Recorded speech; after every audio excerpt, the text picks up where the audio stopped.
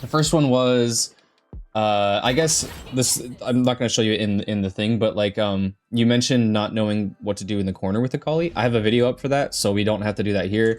Don't want to waste the time. Okay. You can just watch, it's just like the Akali combo guide I did. It's like 2 minutes long, and half of that is the corner one. And then the follow-up video I did to that was like why you're dropping the combos. And so if you're, you know, having a hard time with like the wall cling or like whatever, then you can watch that and like no. Okay, cool. So next was really late hit stun tag launch, or sorry, off of like tag launcher with Ari, really late hit stun limit strike, because you know, you kept doing like this, you know. Wait, can you see my screen in Discord? Yeah, I can. Okay, cool. So you kept doing, let's just, you know, imagine I'm at high hit stun, right, with Ari. You would do that and then it drops, right? So that only works at like lower hit stun. Even off of the combos that you do, even off of her normal BMBs, you have to like either go for a specific BMB or remove hits from other BMBs to like make that work. Hit stun scaling is just really aggressive. That's not guaranteed. But like the combo that I show you in that video that I recommended earlier will show you how to limit strike. Like you can limit strike off of it. And then so how do you do it, right? So let's tag launch, save the state here. This is like using a frame kill. So if you do like, you basically want to hit JS2 like that, right? That's the only way to tag launch. Even if you land and do like 3H into this, it won't connect at high hit stun. So the only way to limit strike really late in hit stun is with the JS2. And so what I'm doing here is frame killing with down heavy, and then that. Do you understand what frame killing means? I was gonna ask, is that like canceling a frame? No worries. No, like, so frame killing is like filling. So like otherwise, if we just like do this, we have to like manually time the JS2, right? And it can be like difficult. Like I'm trying to get low enough to time this. You know what I mean? And I'm having a hard time, right? So frame kill means like instead of manually timing something, we do something that like makes it whiff, and then the thing we're doing whiff, so it kills frames, right? You get like, you're killing it, and then it makes it auto timed, right? So if I do a jump and a down heavy, it makes this like super like reliably auto timed. You know what I mean? Okay. I can't press JS2 sooner. I just press it basically as soon as I can. That's, I mean, if I press it as soon as I can, it might whiff, like, you know what I mean? But it helps you auto time it. And to fix that, as Ari, or when we tag launch, we can do like a really low, instead of charging the JH, we can do this, like a really low JH. And then the frame kill is like more auto timed, but that helps, right? So like that just practice that. And when we see frame kills everywhere, and I'm going to show you later on when we talk about Ari, Oki. Oh, wait, that's actually next. Okay, cool. So yeah, was that all I wanted to say on Limit Strike? Yes, it is. So Ari Oki, we see this as well. So like you do from your VODs, you like to, you know, we go for this and then go for this, right? So I want to cover the first question first. This would like make contact, and then you try to grab, or like let's say they block it, right? And then they would try to they'd block it, and then you try to grab, and it whiffs, right? So this came up this came up a few times in the VODs. You probably know this, but like just to like, you know, hone in on it, really is yeah, you can't grab during block stun. Or for 6 frames after they leave, or 5 frames. You can't grab for 5 frames after they leave block stun. Right? So that's why it was whiffing a lot of times. There was a point later on where you did something with Akali where it was like this into, or like something, but you were like far away, but for one thing, it doesn't launch her super forward, so it's gonna whiff. The second reason was they were still in block stun in that situation. Right. So if you do want to grab them, you have to, you know, not be in block stun. But the way to help with this, so there's a couple ways to set up this Oki that are really strong. So first of all is just doing an immediate blast like this. This is going to meaty them. Do you know what meaty means? Yeah, right.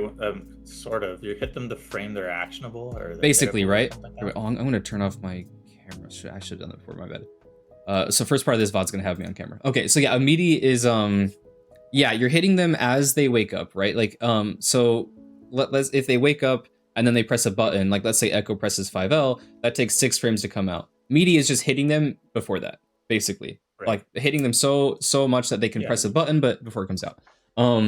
And that's what blast does here. If they do get up attack, it hits them. 'Cause if you block it, then like the blast, or just avoid the get up attack, the blast will hit them. If they do neutral get up, it meaties. If they do back roll, it meaties. So you only have to worry about the roll out of the corner, and or like you have to worry about parry as well. Like parry beats it. So Yeah. what a lot of RAs will do is like throw the blast out, whiff 2M, and then do another one. And that makes so that we're frame killing with the first 2M, and then we are just swinging it again, and it like hits super meaty. I think you whiff at that and go into 3-8. Yeah. So, but you can like meaty with other buttons, and the 2M is a frame kill, right? Oh Okay. shit, let me turn off the music as well, my bad. I pulled you right from stream, man. Like No. okay. I'm like vibing to the background music. I mean, it doesn't really matter, but yeah, so yeah, frame killing with 2M is really strong there as well. But what we see a lot of Ari's doing recently, because like yeah, in this situation it covers a lot, and if they do neutral get up, you can get like cheeky cross ups and stuff like that, right? But what we see a lot of people doing is just a little bit of a dash back, and then this, and what that does is it makes it not hit meaty and frees you up to grab them on wake up, right? So if we do like a little bit of dash back, we can grab them before the blast connects, and then even if like they jump and you whiff the grab, then the blast is like protecting you. They can obviously mash on you in that case, but like that, I think this is the layers to this setup is stronger than the meaty, because it opens you up to grab. Whereas the other ones, obviously, like you saw, you can't do it. So it's a little bit like, I'd say at your level it's a comfort thing. I wouldn't say go for one over the other right now.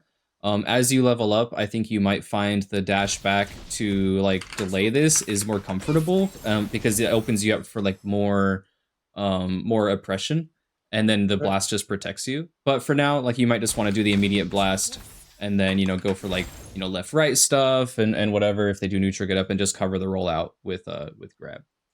Awesome. Yeah, do you I have it in my notes here. Do you like fully understand, well maybe not fully, but do you understand like the like what they can do on wake up and how to beat it? Like do you understand Oki? Like they roll, they jump, they get up attack, that stuff. Yeah, like and all the stuff that beats that. Yeah. Okay, Like my cool. background in fighting games is mostly from Smash, so all I really know is Oh, tech chase. cool. And you know that they can be grabbed during the roll? Yep. Okay, perfect. Just wanted to make sure. Let me check that off. So it's yep. Okay. So the next thing was S1 Super after bursting, and you saw that they jumped over it a lot. I don't think this is the strongest option, especially after the recent nerfs to a Ari, where they can just like parry this one time, right? Yeah. So if they parry it once, like you're safe, right? Because you can act so fast after this, like well, I'm not doing the hell one. You can block or jump or whatever and get away. So it's not like super punishable, but I feel like you're just wasting your bar. So after they burst, I would say just like save the bar and like let it rock. Just return to neutral. It might work right now, but the idea is you want to level up to masters and stuff, right? So they're gonna start parrying that. Some characters can straight up counter it. Like if you do that from full screen, like Warwick can react with S1 Super and counter you. Yeah, I've seen Some a few level people 3 countering now, which kind of yeah. sucks. Yeah, I mean that's what's gonna happen as you level up, right? So I'm trying to prepare you for that. I'd say just save it. It's gonna start getting parried. The bar, like Ari needs bar a lot, and spending it after a burst like that is I think it's just gonna set you up for failure later on. Like you need that bar for other stuff. Okay. And then and like to that point, something you landed a lot in your VODs, and I didn't see you, like there was a couple times you would do like this, and then you would run up and do this just for like Oki or something, but you can actually confirm this. If you just immediately go into S1, that confirms, and you can like run up and get like a combo there. I'm not sure of the exact like fully extended combo, but you can like do stuff, you run up, hit, like, so practice, lab that out. Because I saw you do it a lot where you would, hit S2 and then just run up and do S1 Super. I wasn't sure if you were trying to confirm or trying to go for Oki. Yeah, go ahead. Most of the time when I do that, if you're right at the person's feet when you do the S1 Super, you can jump and do a light, and it will push them into corner with Limit Strike because Ari's stupid. Sure. So it was Like you're talking probably me about just failing that. this combo, right? Where it's like you do this, that.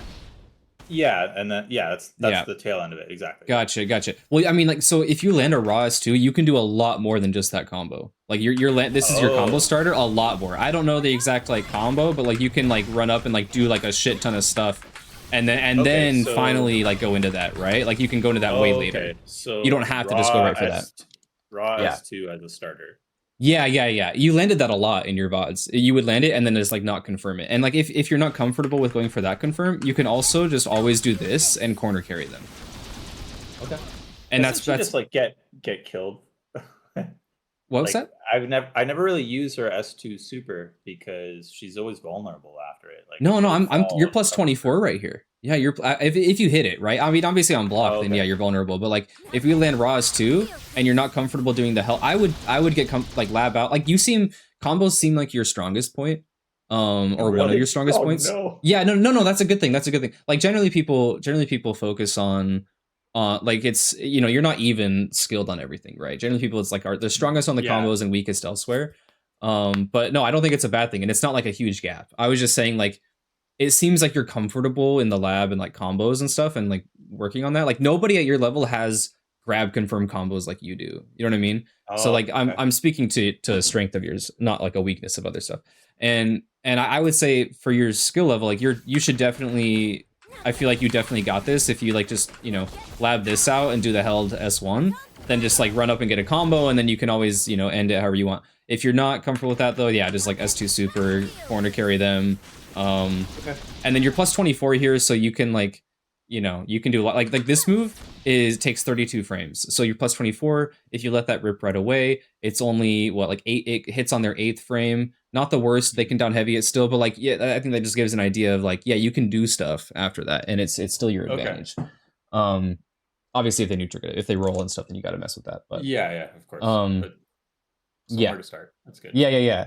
And that kind of, that was tied into the, like save your bar, because like those situations you can use after breaking, or after they break you.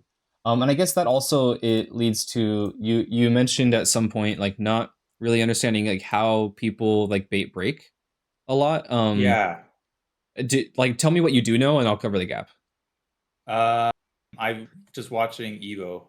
Someone will know that they have break bar. They'll call their assist, and once they see the break, they've been handshaking and being able to block through that handshake, like through the freeze frame or whatever. Do you know the other ways to bait it? No. Okay, perfect. No worries. No, I mean you know the best way. That is the best way to bait it, because you can handshake tag on reaction, and it doesn't matter what your point is doing because you just handshake out. So like practice that, and it's tough because like, it takes being aware of break, right? So like if they, let's say we give them, like a good amount of break, and then like we're comboing them. Well, let's set them to like what you would do is do what I just did. Go to basic, configure the break meter to be like almost there, or just like all the way there, doesn't really matter, and then go to bots, and we're gonna go to the bottom, set them to break enabled, and then like choose the hit. And this is where it's like it's a lot easier in training mode, so you're gonna want to practice this in real matches because like everyone breaks at a different time, and you need to practice reacting to it. But just practicing like what you can do against it is still useful. So let's just say we set them to hit 4, which means that after the 4th hit, they're going to break, right? So what we can do is like, there's 2 big ways, and then there's like subsets, right? So the big one is what you already said. That's the best way, is just have an assist on screen, and then handshake tag to them to like confirm that, right? Why did he not do it? Okay. Right? And to react to that. But the other ways are put yourself in a blockable state. And there's multiple ways we can do that, right? And the biggest one is by jumping. So if we do like, let's see, like light, medium, heavy, down heavy, we can like jump cancel that, right? So it's being aware of their break and kind of like down heavying right before you think they want to break, right? Okay. And then since you can jump immediately upon exiting, like entering the air, then you can just like jump and block. Now, this has counterplay to it. Obviously, a lot of people know, like the higher up you get, Like this is going to work at your current rank. This will rank you up. Like this alone, I think baiting breaks effectively and breaking effectively is like the biggest thing you can do to rank up. It like that alone, if you change that, will probably get you into masters because like you Jesus. you take away a combo that they were getting before and you get a combo where you weren't getting one before on every break interaction if you do it correctly, right? So it's like this could happen 2 or 3 times over a match, and that means, you know, they get 3 less combos, you get 3 more combos, and that can swing it completely, right? It's Okay. like I think it's the biggest thing that people can do. But so like yeah, put yourself in a blockable state either by jumping like that. Akali can do it really really well because she has a double jump. So like let's say they, you know, want to break where they think they're safe, she can double jump and block as well. Nice. There's other ways too, like Ari can block very fast after J2S1. So let's set them to like, let's see, this one? Yeah. Like, I guess that they're doing it immediately, like but like most people aren't doing it immediately, and this is where you can mess with like the frame delay. Most people are doing it around like the 5th to 10th frame. Is it? Oh yeah, it's JS1. It's JS1, not J2S1. Sorry. So like if you want to bait it mid combo with Ari and you're like in the air, because people feel very comfortable, like they're going to wait until you hit them in the air to break. Because they, like, as you level up, they're going to be like, okay, I'm not going to do it after 2H. I'm going to wait till I take one more hit because the damage difference between this and this is like negligible. So they're just going to wait and take the hit and then break you, right? And then like Ari can just like block immediately after that. Like they were breaking frame 1 of that hit, and she could still block after JS1. So like knowing these points where you can put your characters in a blockable state, I think I covered them No, all. that's perfect. That is more than enough. Yeah, these are character specific ones, and then the last one that's like, so jumping is universal. JS1 is character specific. Double jump for colleague specific. The last one is Fury. So if you have Fury, I won't set it up because it just takes time. But like if you have Fury, you can dash cancel when you think, and that helps because you can dash cancel on reaction. So like you're just doing a grounded string. You know, let's say you're going into this, and they feel safe breaking that S2 because like you can't jump cancel it. Then you can dash cancel on reaction and block because you're in Fury. So that's the last big way. Okay. There's like, yeah, there's also like some jabs that are safe to it, but we're not gonna get into that. It's only specific character stuff. This is more than enough. I didn't even know this existed until now. Yeah. So thank you. Yeah, no problem. Yeah, start doing that. It's gonna help a lot. You mentioned using retreating guard basically all the time. Oh no, I'm sorry, that's my note. So you said like not sure when to use it or not. You get punished for it. My thinking is basically use retreating guard all the time until they teach you not to. A lot of people don't know how to specifically call it out or won't specifically call it out. They just kind of autopilot their string and it doesn't include a low. So I would just mash that shit. But when they do start teaching you to not do that and they start punishing it with, you know, like big lows or something like that, I would say use it when you're at tippered range from people, right? So like right here, if we can do this, we can set this up in bots, right? We go to block setting, guard action, retreating guard, just set it to do it like immediately, right? And then like start mashing on them. They're gonna get really, you know, really far away. But if I at any point I go into my down forward heavy, like then, or like my down medium, then you smoke it, right? But when it becomes really, really strong is using it like when you're at max range from people. Because here it's like really difficult for them to actually punish that. Only a couple characters can do that from like Warwick can with his 3H. Yeah, Warwick, Darius. Yeah, exactly. But even Ares, which is like really big, like really suffers to that. Akali really loses to retreating guard at max range. Like if they do this, it's like nothing I can do. And like because her only option, because her 2M isn't a low, is like 2L or light 2L. And that, if they retreating like that, I can catch them. But after that, after my lights, there's nothing she can do, and you can just get away. Obviously teleport like sandwiches them and stuff like that. But so I would say like especially when you're at tipper range, just recognize when they're hitting you when they're like this far away, and just like mash that shit. Most characters can, and if they start punishing it, then you know stop doing it. But most people can't do that. And then the idea with it is you want to make them whiff a button, right? So like if I do this and I whiff, Ari is minus 23 right here, right? Yeah, it's like that's punish. You just do a little bit of a dash into medium, and every character can punish that.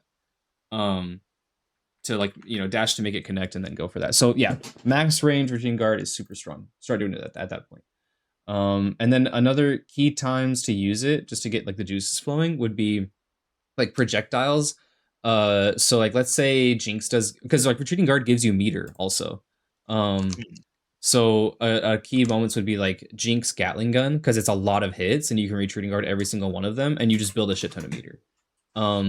Another one would be like Caitlyn. If you're not comfortable parrying her shot, just like block it and Retreating Guard it. Like may as well get some meter off that.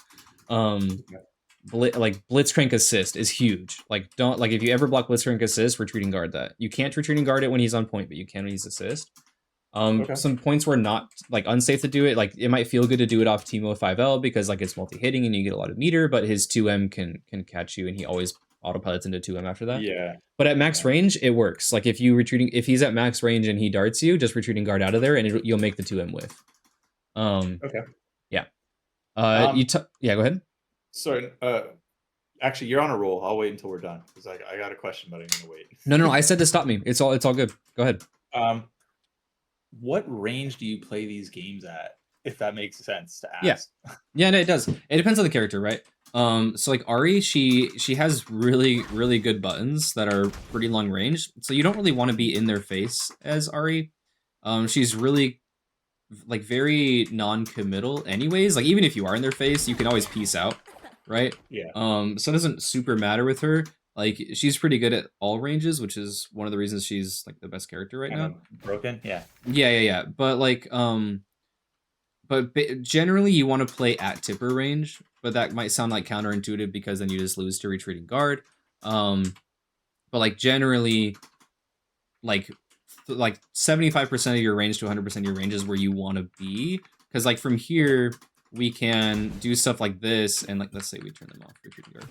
Do stuff like this and like stuff them out if like he tries, like he can't like jab punish me or do something from here, right? So you can like do this and like stagger pressure and stuff them out of stuff. With Akali, you generally want to be right on them because she loses so hard to Retreating Guard. You want to be like, she's really good at being sticky, but not if she's like back here. It's kind of like helped because she can go into teleport at any time and make herself sticky, or she can go into 3H and make herself sticky, but like she generally wants to be in your face, right? And so like that's where you'd want to do it. And like she's really good at doing that because she's so fast. So like someone can throw out a move from full screen and you just run in and punish it. Her medium lunges her forward a little bit. Her light is like a little bit like short, but like in height, not length. But yeah, it's still like a pretty good sized 5L. But yeah, you just want to be in their face as Akali, I guess. And then, kind of anywhere with Ahri, but generally like at her tipper range. Her Ahri's 2M is also deceptively large. This is like one of the biggest 2Ms in the game. People complain about Warwick, but like this is really good. And you're -4 after it. So just like poking with this gets you a lot of reward. Because you can always like, confirm it and go into, whatever. Cool. You talked a lot about getting your turn back, and I think Retreating Guard will help with that. Yeah. There's two ways to approach this, right? The first part of like taking your turn back is recognizing when it's your turn, right? So you versed an Echo on your VOD who kept doing stuff like this, right? Yeah. And what you would do was like this, and then you would jump away. So it's knowing like when it's your turn, right? Because Echo can't block that whole way down, and if you hit him, his projectile disappears. So like, if you just like hit him, like like challenge it, then the projectile disappears. You don't have to worry about it. And if you hit him like good enough, then it'll counter hit, and you get like a lot of damage off of it. But I saw you a lot like jumping in and then being like afraid and jumping away. So it seems like just knowing what is punishable and what's not punishable will go a long way. The other one was like when he does this. Oh, hold on. Wait, did that record it? Oh, sick. So the other one was that, and you would like jump. You would like be like currently like jumping over it, and you'd be like, oh crap. Yeah. So instead of like you can like double jump over it. Oh, whoops. You can double jump like over it and like try to snipe him on the other side. Like specifically as Akali, right? Like everyone deals with it separately. With her, since she's so fast, if you can get in close, you can actually like grab him before. Like, see that was a punish on the bottom left. You can grab him before it makes contact with you. Like that's she's so fast. Like even like oh, I almost got it. Even like from full screen, I had to run this a little bit further, but you can grab before it makes contact with you, and it makes yourself invul and it removes the projectile. So just like knowing when it is your turn is huge. And then like the other one was like Blitzcrank was doing forward S2 on block, where like the spinny arms, and he's like super minus after that. But you, I think like where earlier I was like combos seem like a really strong suit. I think this is something that I think will level you up a lot when working on it. Is like, when is it my turn? Just based on like what are they doing, and so you give your enemies a lot of respect. I think that's the best way to say it. You give them like way too much respect. And I think if you find yourself at a point where you're like it feel like I didn't get the punish there, like when is it my turn, like what did they do, go into training and like either pick the character or like record the character and see, like let's say you're versing an Akali and she did this on block, right? That's -9, so it's not really like your turn depending on range. Like I can be back here, you know, and then you know, -9 from back there, but it's still your turn and you can like press and go in, even if you can't get the hit on like the punish on her. Same thing with Blitz, like record him doing the forward S2 and see what it is on block. If it's like Caitlyn, you know, see what it is when she does like Bola on blocker, you know, and stuff like that, right? And just recognize when you can actually take it back, because there's a lot of points in those videos where it's like, oh, this is your turn, but you jump away, you're like you give him too much respect. The other part of this is like making it your turn, right? Like you saw earlier, and like you said, retreating guard is really strong for that, because you back up and make it whiff, and then you know you take it. And then like, you know, parry, push block, like using these defensive tools act like correctly will like make it your turn in a lot of situations. Obviously they all have counterplay and whatever, but just like sprinkle them in there, and I think the more you use them, the more you'll see when you can and cannot use them. And it just depends on the character. Like push block is really weak against Vi because she's just a stagger character and she'll run in. If you saw my recent video on like how to mess up push blockers, then you'll understand that. But like using all three defensive options is going to go a long way. Against zoners, I think because you did bring that up a few times, you need to patiently deal with their stuff and like just like walk them down, right? So let's say we have Caitlyn out, right? And then she's doing this, she's doing this, she's like throwing down a trap and then doing this, right? Right? And it depends on the character, right? Like if she whiffs her shot, we can just like run in. Like she is so punishable if she whiffs. It's kind of crazy. Like even from back here, like you know, that wasn't a punish, but she was doing an action and got smacked after it, right? But let's say she, you know, does Bola. Bola is very easily like reaction like to parry, and then you run in again, right? I got in before her trap went down. But let's say she has, you know, she has her trap out. We like run in and like tap it. You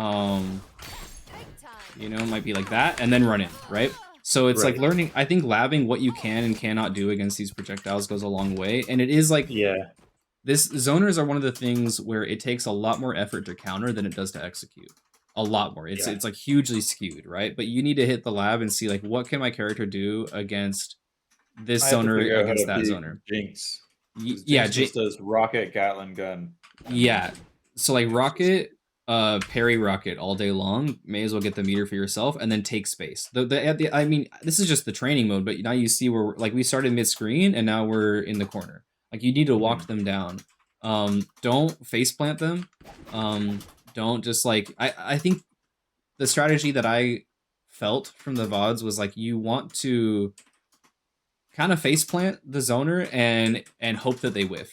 And you can't hope that they mess up. Like you need to like deal with it, or like instead of hoping for them to lose, you need to like bank on you winning it. You know what I mean? So like in that sense, parry the rocket. If she does monkey and it's coming at you, lab what to do, because you can smack that out of the air, and it goes away with one strike. So like I know that Akali can 5M it. Obviously Jinx can make it go higher and then it whiffs, but at that point it's not Like you can just run under it at that Yeah. point. So like 5M is good, JL is good. For Ari, I believe 5M hits monkey. I could be wrong. It might be a 5H, but like just lab that. For the rocket parry rocket for the chompers, the one on the ground, you can run up and parry that. It does take 2 parries, but you can do that. There are some moves that hit it, so you can like 3H it as Ari, and all that stuff. And like against Caitlyn, like parry her shot.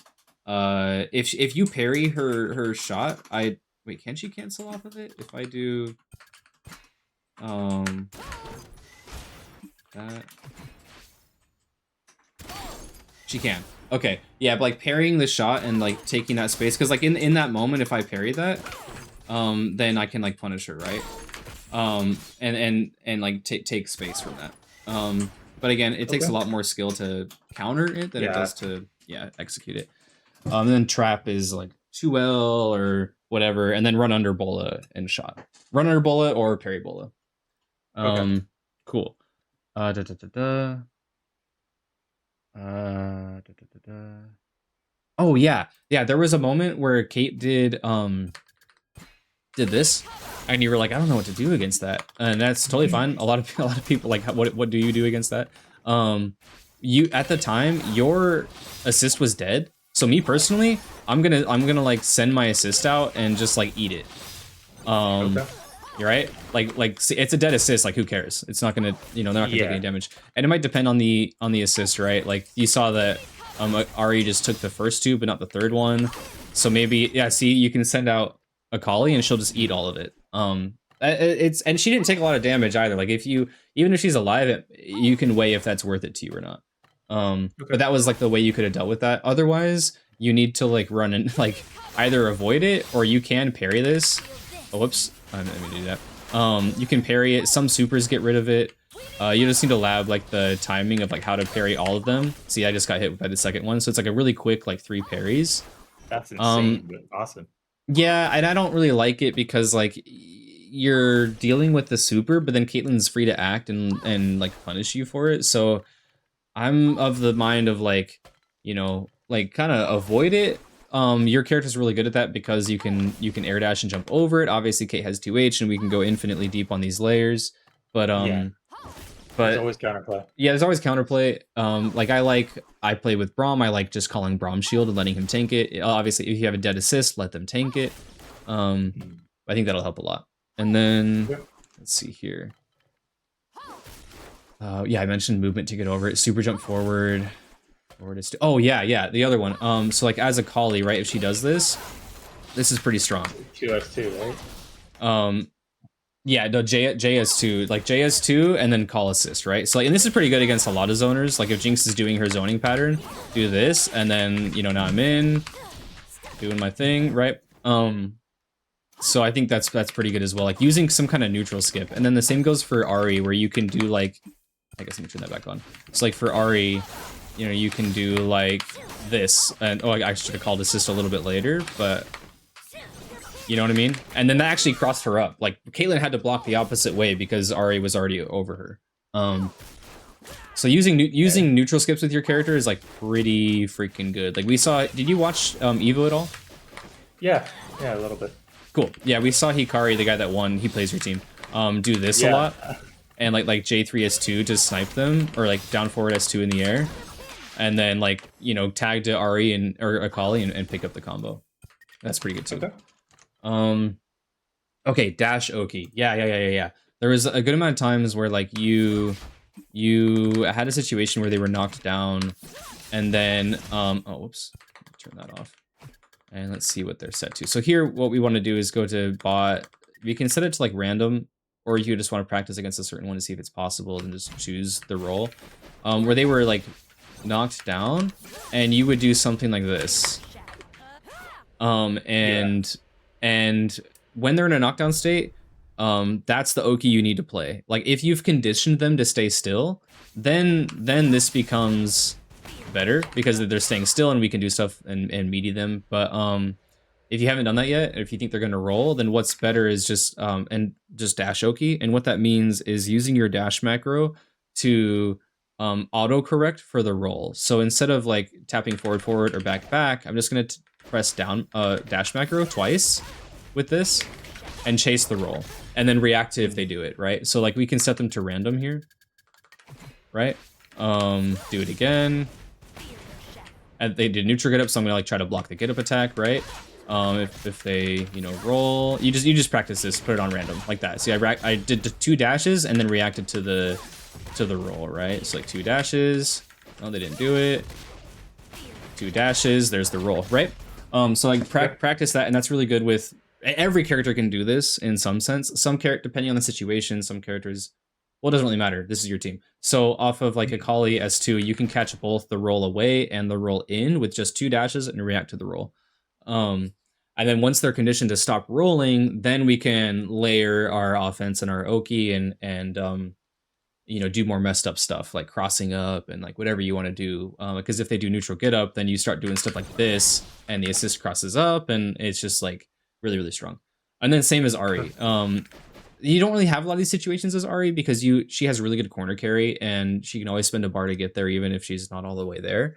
So, excuse me. So I would just say there's really not any situation I can super. If you do this and you don't have bar, then this becomes a dash Oki setup. Right. Because they get knocked down from that, and then you just like keep dashing, and then like, I'm just like basically mashing the dash macro, and reacting to if they roll, and let's see if I can get the roll in. There it is, right? So practice that. And that's do you understand why that works? Yeah, Dash macro? Okay, cool. I fall to that a lot. Like a lot of people, if I just hear people spamming dash, I'm immediately buffering throw because that's what they're doing to me.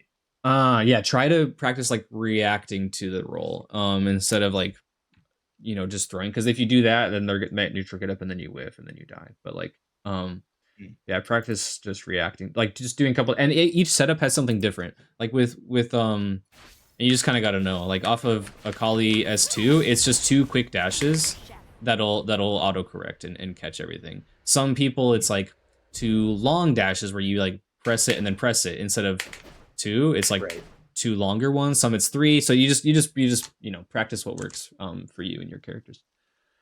You mentioned or at least I think the text on the screen said like you were able to tag out, but you like had to wait. I don't remember it, but you were in block stun and you weren't able to tag out back to your other character. Like Ari was over there and you were like mashing it and it didn't come out. So you can only tag if you're not in block stun. But you can tag immediately out of it. You don't have to wait at all. So if you have an assist on screen and they're just making you block, just mash it like you did in the VOD, and they're more than likely to leave. What was that?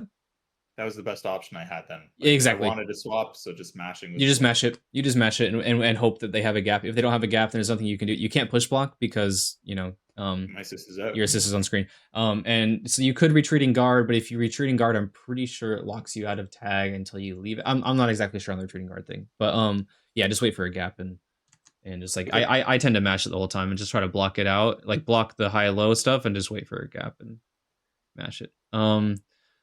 The window to push block. Yeah, you kept getting caught like by happy birthdays. The window to push block is quite small. It's only while you're in block stun, and like obviously the move hits and then you're still in block stun, so you can do it for a little bit of time after. So let me show you an example of that. So like if we do that, right? And I expect there to be a really fast follow-up. Like let's say we record like a delay like that, and then let's say the next recording is like just like light medium, right? Then if they do the light medium, I'm expecting that follow-up and I push block. But if they stagger pressure, this is why stagger pressure is really good.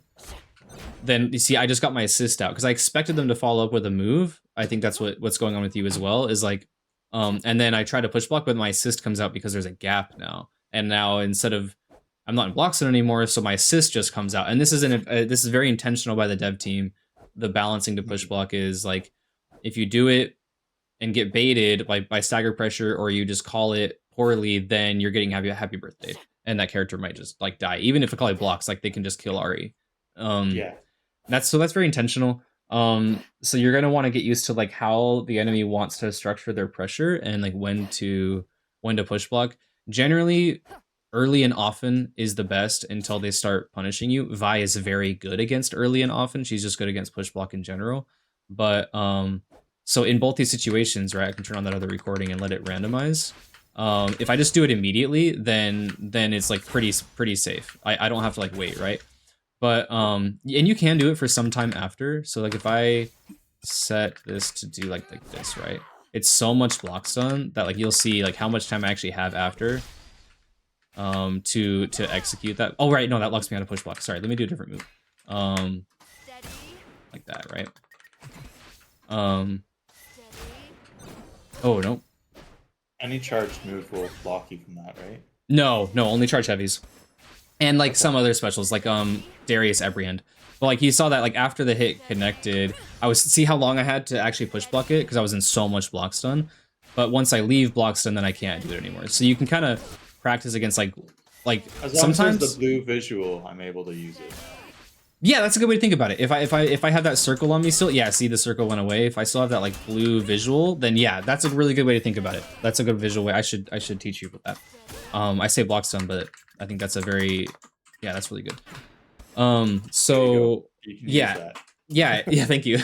Yeah, so like push blocking late is sometimes better. It just depends on the move and like it's very you really have to get into the nitty gritty of matchup knowledge to know like do I want to push block early or late? Figure that one out. Yeah, exactly. So I think I think early and often is the best way. And then we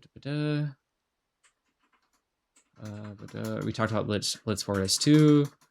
What something I noticed that was like really good that you did was you were versing an Ari and the Ari went for the combo where she like crosses you up like this, but she, you know, in the corner, and you broke it and put her in the corner. I thought that was really good. I just wanted to call that out. Like if characters side swap a lot, then break them when they side swap. And the same goes for Akali, you know, like she'll do this, and when she wall clings, you can break that and put her in the corner.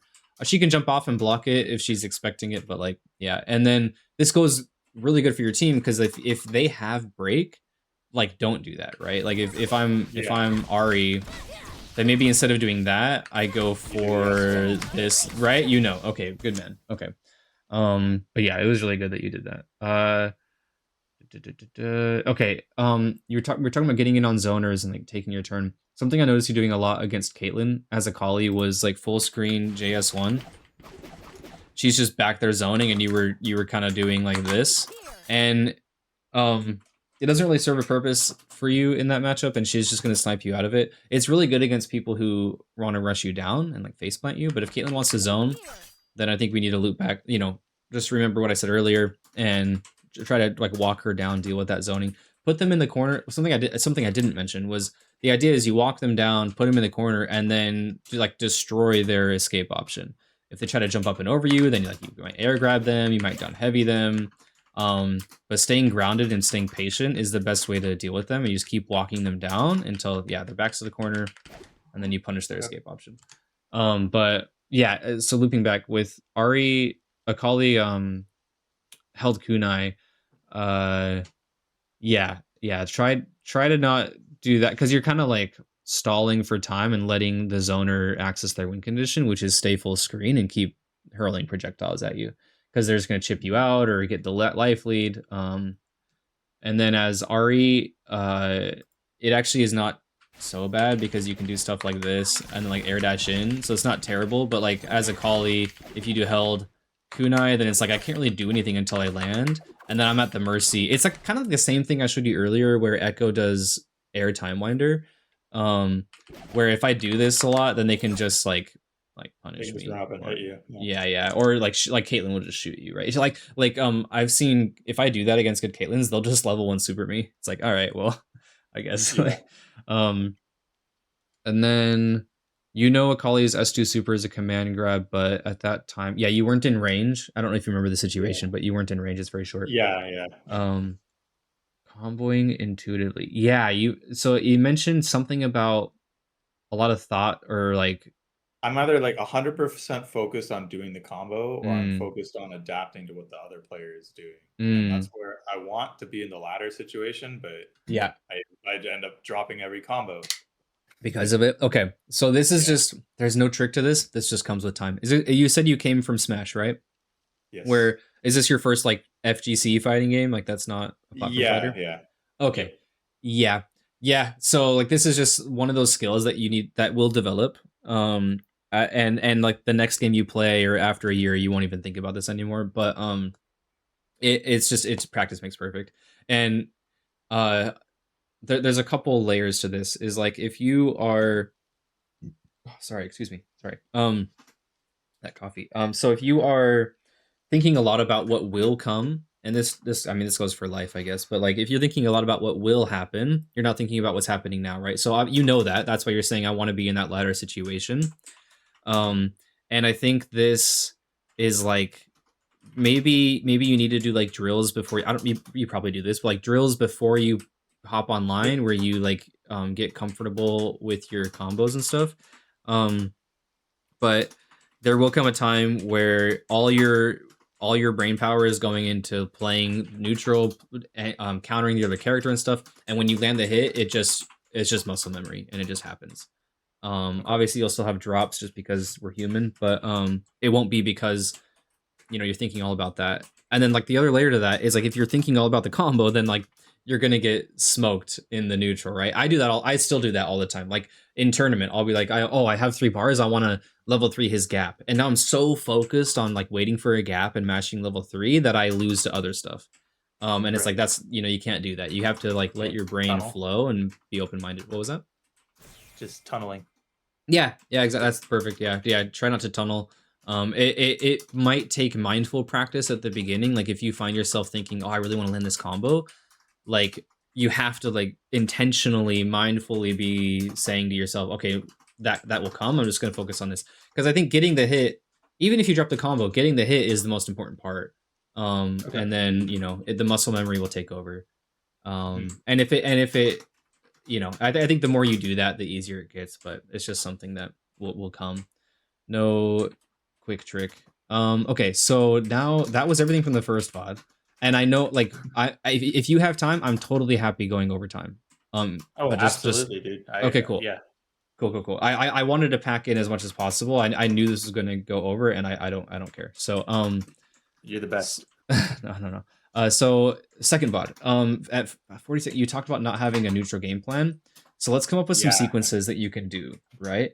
That are like really strong with this team. I've Oh, noticed I've been getting a lot of S1s with a collie, and mm, like she'll like dash there and dash back, and then yeah, like he's kind of dead at that point. So then I have to call Ari in, and sometimes it works, sometimes it doesn't. But I've been lucky. sure.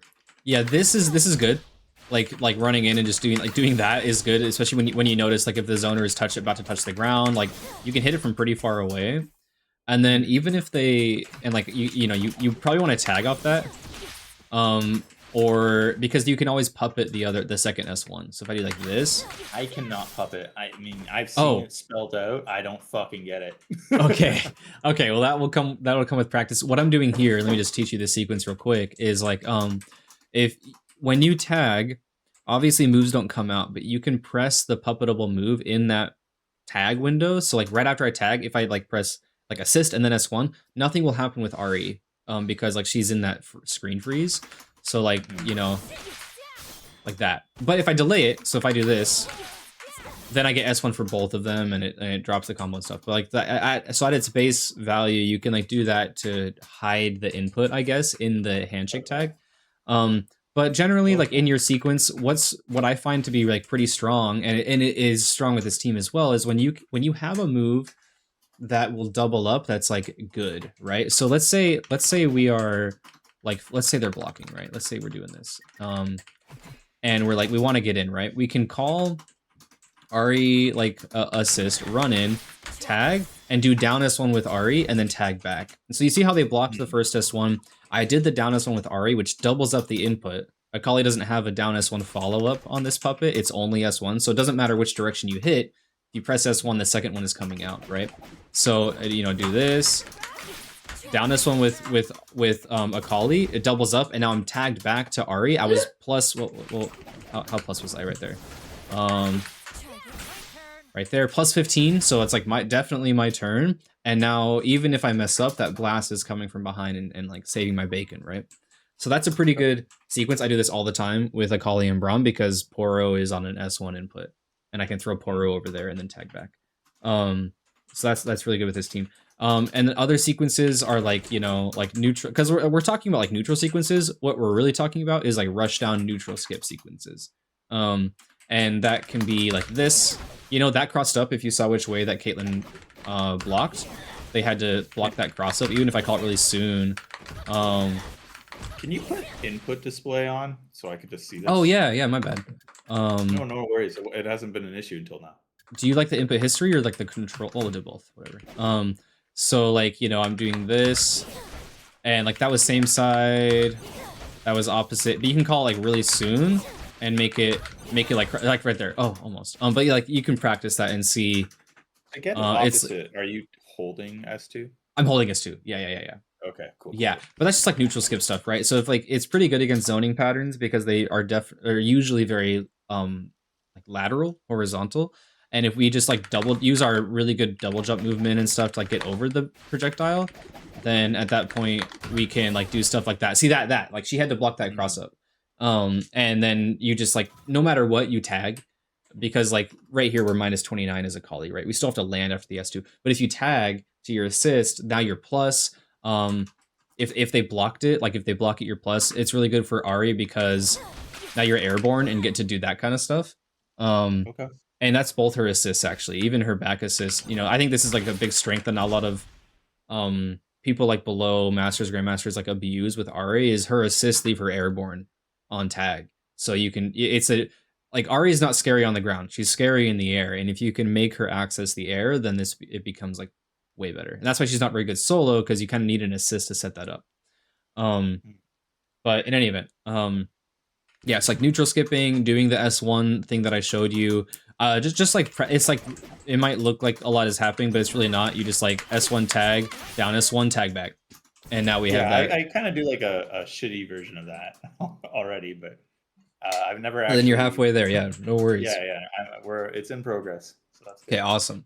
And then, what did I have? Assist, 2S1 handshake, 2S1 delay, 6 handshake. Yeah, there's like you know, other stuff as well. Like, so like as Ahri, let's say, you know, maybe do something like this where we, you know, throw out a blast, air dash in, call assist. Akali's assists are really bad for this, but like what we saw Hikari doing a lot was just this, an immediate handshake tag, and then what you do from there is it like if they block it, we puppet that, and then now Ahri is in the air because they blocked it and she bounces off and she's in the air. So same point I said earlier.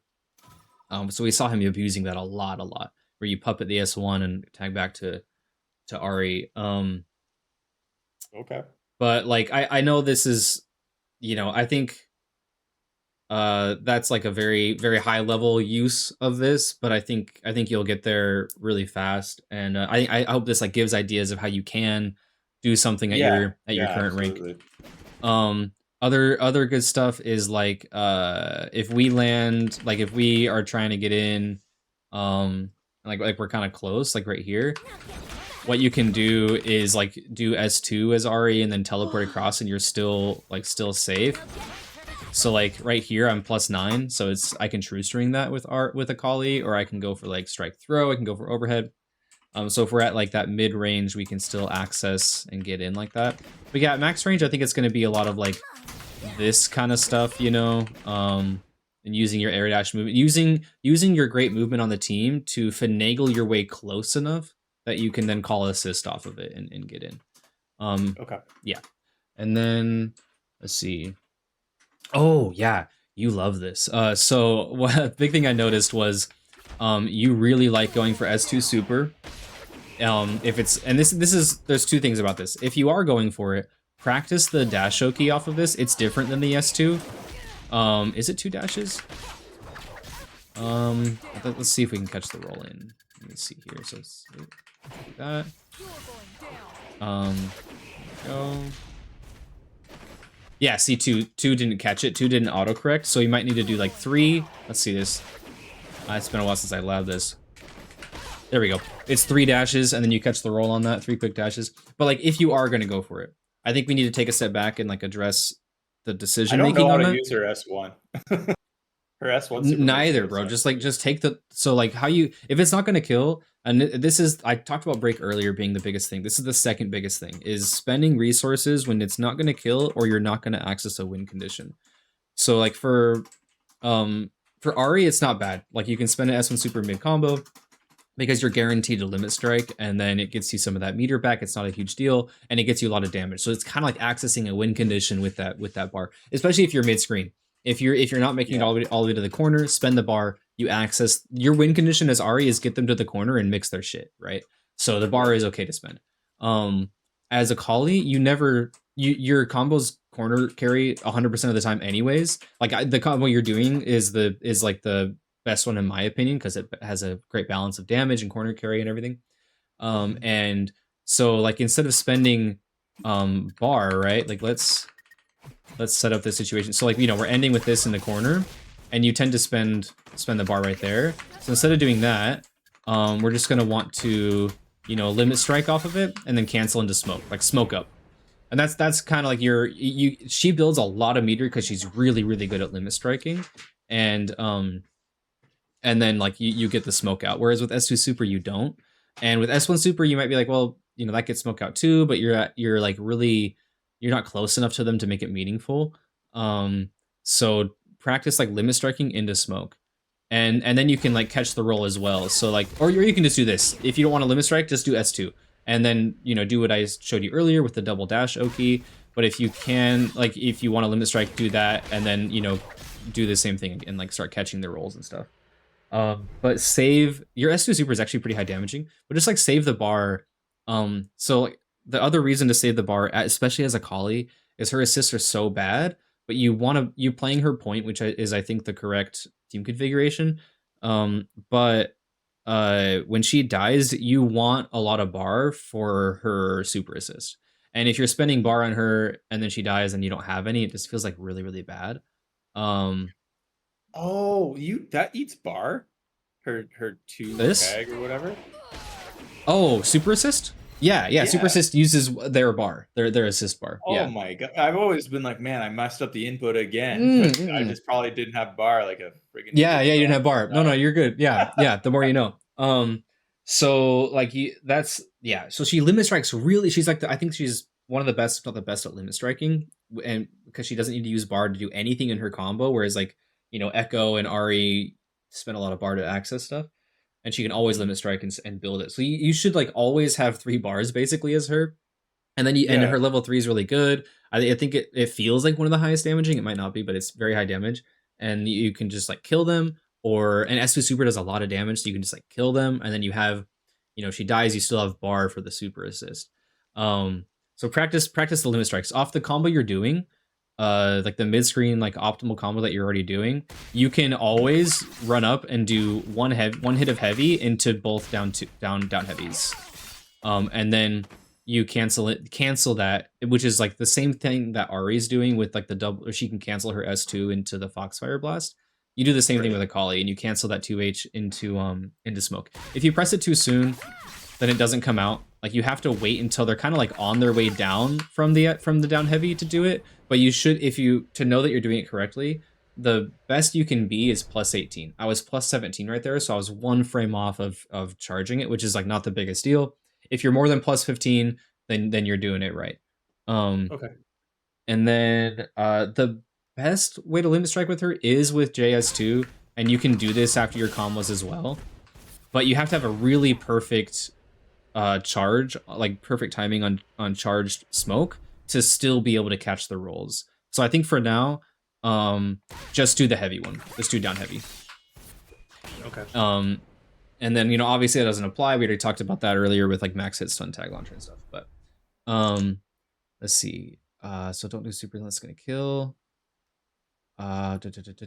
Okay, there are times where you seem very tunnel visioned on using Ari's super, S1 super, and I would say only use it if you need to.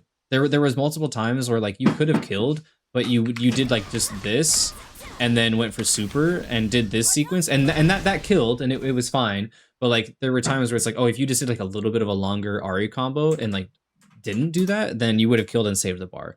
And so I Okay. think it's really valuable to like to do that. I It's just am not not comfortable recognizing how far hit stun has progressed, I guess.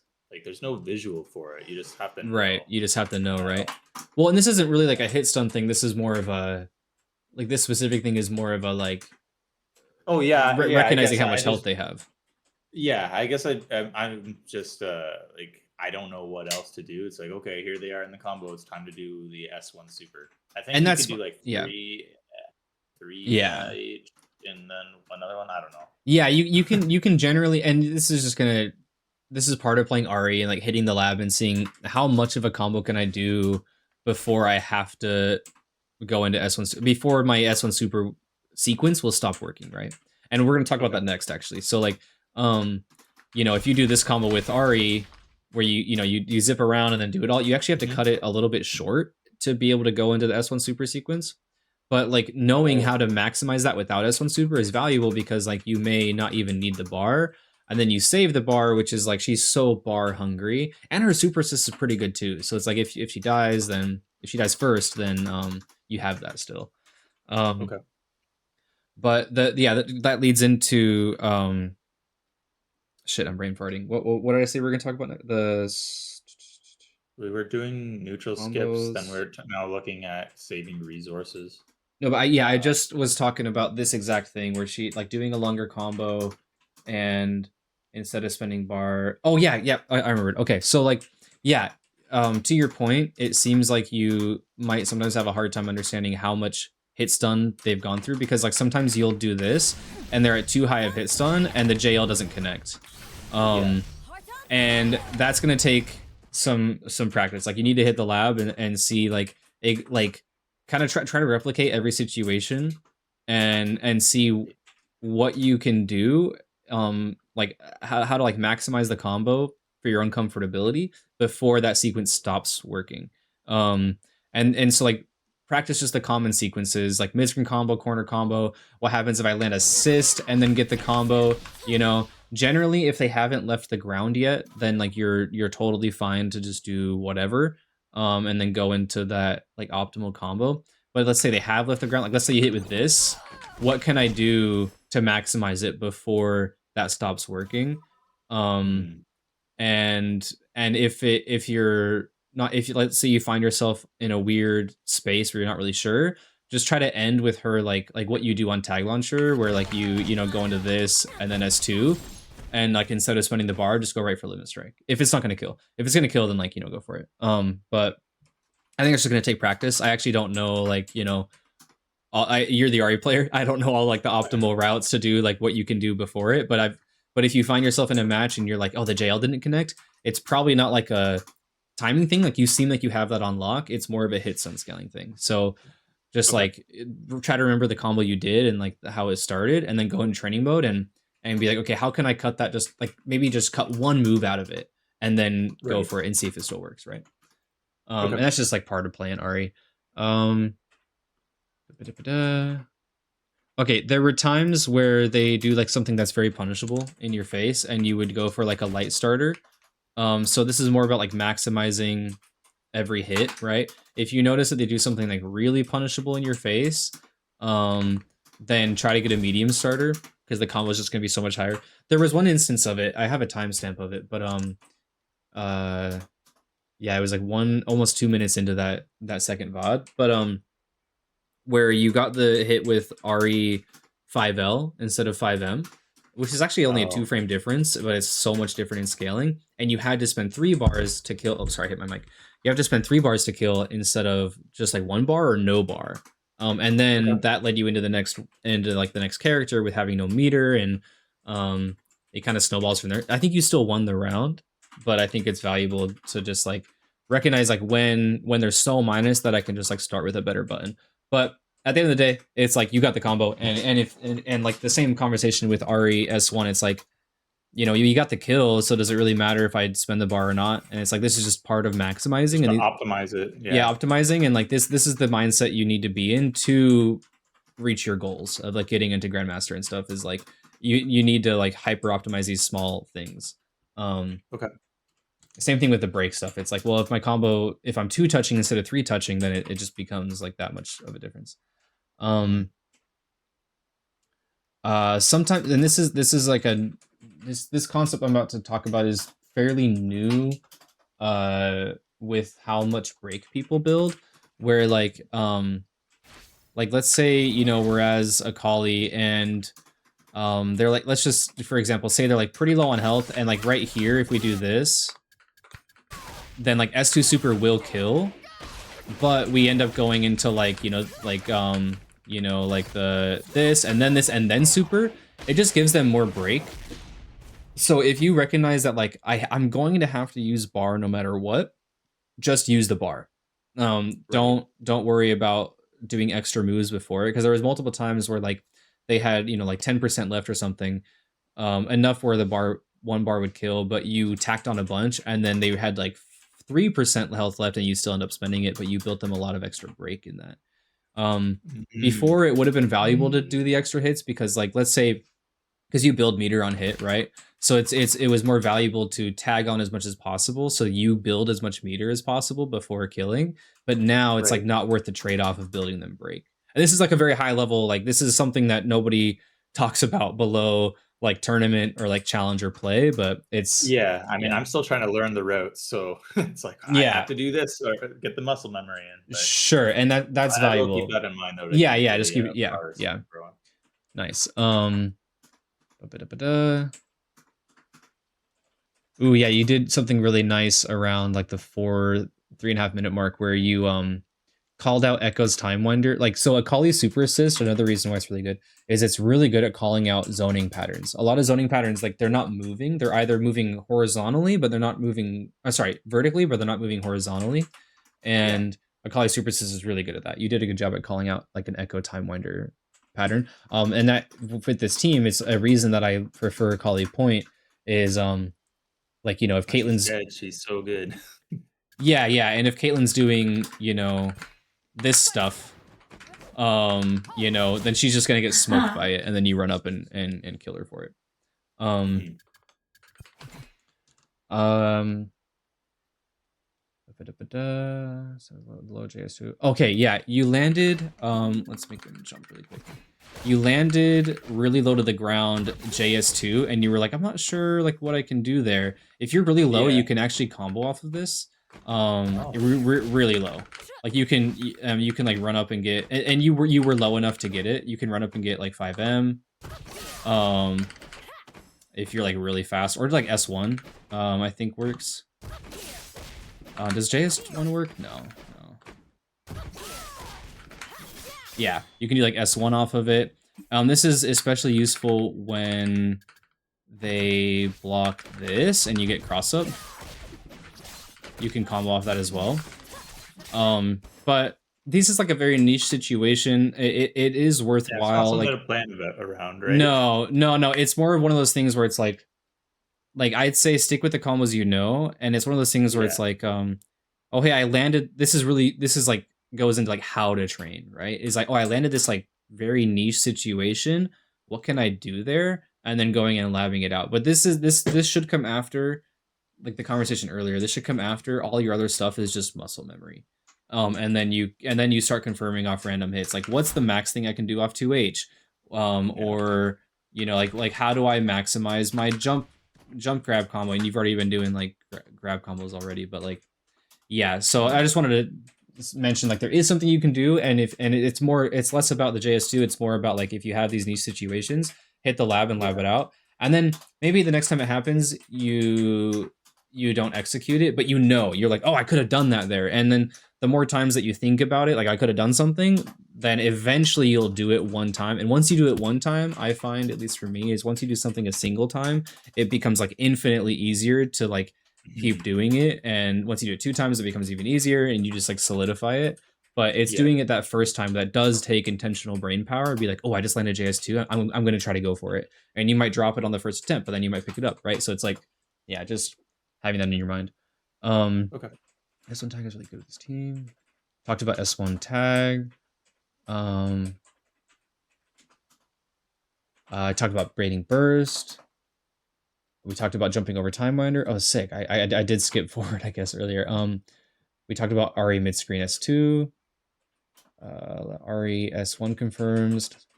Oh, we talked about her. Yeah, we talked about S1 Super. Oh,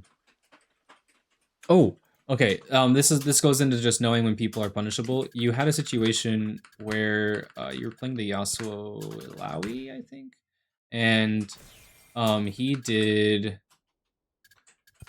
this without assist, and he is so minus after this.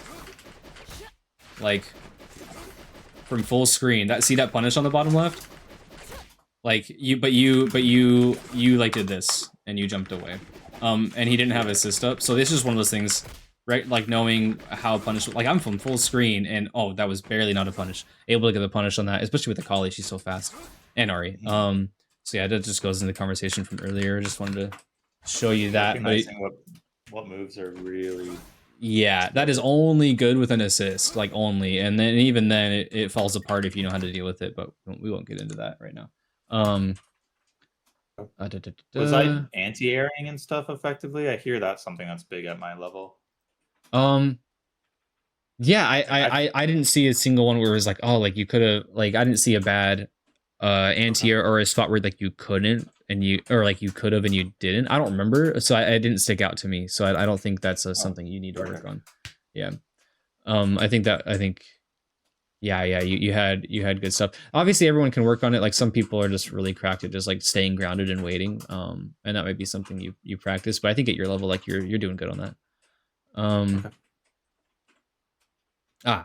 that. Recognizing when you have sandwich and freestyling earlier. So like you had a situation where you did this, and then let me see. Let me do it the other way around. Just it doesn't really matter because conceptually. So like, you know, Ari was over there and you did like this and then like or something and then you tagged, but they were already out of there. If you ever recognize that you have like, and this isn't an intentional sandwich, this just like happens with characters moving around the screen, is if you ever recognize that you have the sandwich, like do something and then tag immediately, you know? So if we like have this, maybe I do like this and like start, you know, just start swinging on them. It's so strong. It's a teleport. You're basically teleporting to the other side. And so like there was a situation. It was like 9 minutes and 50 seconds into that second VOD where yeah you had a Kali on the opposite side, but then as Ari you like I don't know, like jumped around and did a bunch of stuff and then tagged and then they had already gotten out and ran away. So like pin them down with that. Like make sure they can't get away with that by just recognizing you got it and a handshake tag. Like immediately, and that, I think that'll help a lot. It's so weighted in the handshaker's advantage. You just like start pressing buttons on them or grab them or whatever. Okay. Oh, I do have it in my notes. Start 2Hing lazy jump-ins. It was at 11.5 minutes in. So I guess there were times that stuck out to me where it's like, oh, they did like a really lazy, like, you know, just like whoop, like just jumping in on you, and like, and you could have 2H'd it, but I think you got hit or you blocked it. I don't remember exactly what happened out of it, but just like 2Hing, especially lazy jump-ins. If they're doing stuff like this, and it's like, yeah, maybe we don't want to just YOLO on a 2H because maybe it whiffs and we get hit by assist. But if they're just like whoop, then you know, try to hit them with 2H. And that kind of goes into like, what do we do off that? Like, you know, we can, you know, like get a combo off of that, sure. But what if they block it? Then, you know, if hold on, if they like jump in and block, right? Like, what do we do, right? And it's usually useful to find a move that is good in both situations, on the hit and block. Like Kali doesn't really have one. We kind of have to like just swing 2H and like wait a moment and react to what happens if they got hit or blocked. But I'm recognizing, oh, he like, you know, we can actually practice this. This is one of the drills I actually talked about in a video recently, I think. But we can set one recording to do this and then one recording to jump in and block. And now we're just gonna like react to like what, you know, like what happened, right? Okay, I got the combo. Okay, he blocked. I'm gonna do a move that like keeps them in block stun, you know, get the combo, jump up, block, you know. Boom. Right, just like practice that and it'll randomly choose, so it's like an actual, you know, just reaction check. With Ari, what's really good, you know, we jump up and get the combo. Let's say they block. Oh, that crossed me up. Boom. Let's see, make it block. There we go. We can do stuff like that, and then go into move and handshake tag. And let's say he blocked that S2. Well, it's so much block stun that now Ari or Kali can just do whatever she wants. But just Okay. yeah, and like finding an I don't know that this team really has something that works on both. Like Brahms is pretty good because you can just do S1 and it doesn't matter if the blocker get hit, it's just gonna combo or keep them in block stun. But this team, I can't think of Huh, anything that does it. But that's okay. yeah, just practice Something what I to think showed. about myself. Yeah. Yeah, absolutely. Um, You're highlighting areas like you're turning on lights that never even existed for me. So um this is great. that's the I'm happy with that, yeah. Um we talked about retreating guard Gatling gun already. Uh oh, there was the last note I have is like you did the perfect thing. You covered a mistake with handshake tag. I think it was a whiffed S2 or something as no, it was something in the corner. I don't remember, but like you like doing like let's say, it's like they're, maybe they're jumping in on me and I like whoops. Yeah, like jumping in on me and I whiff that, like the whiff that. It's like, oh, I'm just gonna handshake tag and like cover it and do something about it. Right? And that was something really good that you did. So I'd say like do more of that. If you ever find yourself making a mistake, you can, even if your assist isn't on screen, you can just like call them in a handshake, or if they are on screen, then you just handshake tag and go from there. Cool. Okay, good. Yeah, that is all my notes. And obviously I'm gonna upload this and timestamp it and stuff. Would you like to do like a VOD review? Do you have time for that? Yeah, sure, man. Okay, I'm sick. here to learn. Whatever you're willing to do with me. Oh yeah, no, I'm happy. Happy to do it. So let me go to find this. So we got my brain just farted. Okay, here we go. Match history. So you tell me, like, what are we looking at here that, oh wow, you won a lot in a row. Let's try to pick a defeat. Like how we're playing against I these suck. guys. If anytime you see a jinx, look at one jinx because I do not know how to deal with jinx. Perfect. Yeah, it seems like you lost 0-2 to this guy. Okay, bet. Let's do this. Yeah.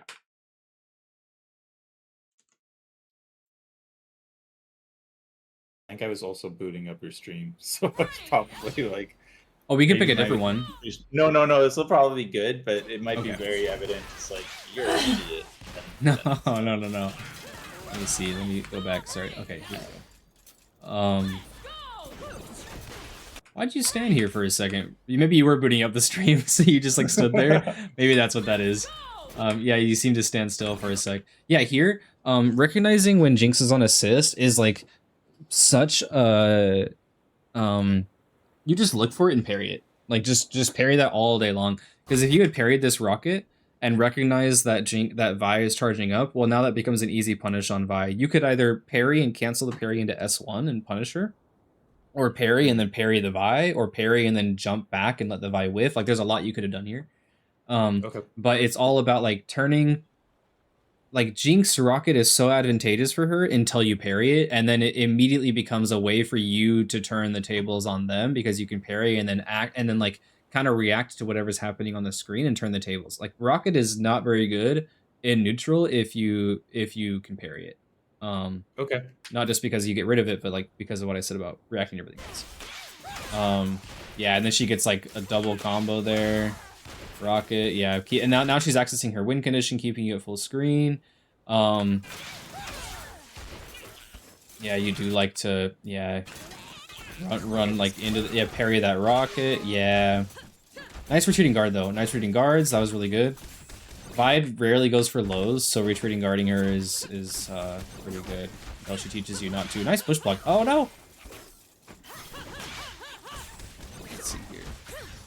Yeah, here it might be valuable to start doing something after the oh, look at that fist at the bottom left. That animation's funny. It might be useful to do a move after push block and then tag. Your mileage may vary, it depends on who you're versing and stuff, but like here, like it's really strong with this because you can S1 tag and then puppet like we talked about earlier. So you could like Right. S1 tag, and you probably would have hit both of them. You might have face planted the S2. I'm not sure. So like that's why I mean your mileage may vary.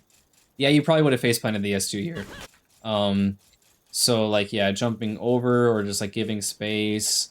Push block isn't just a guaranteed like, oh, it's my turn now, But that's tough too. Yeah.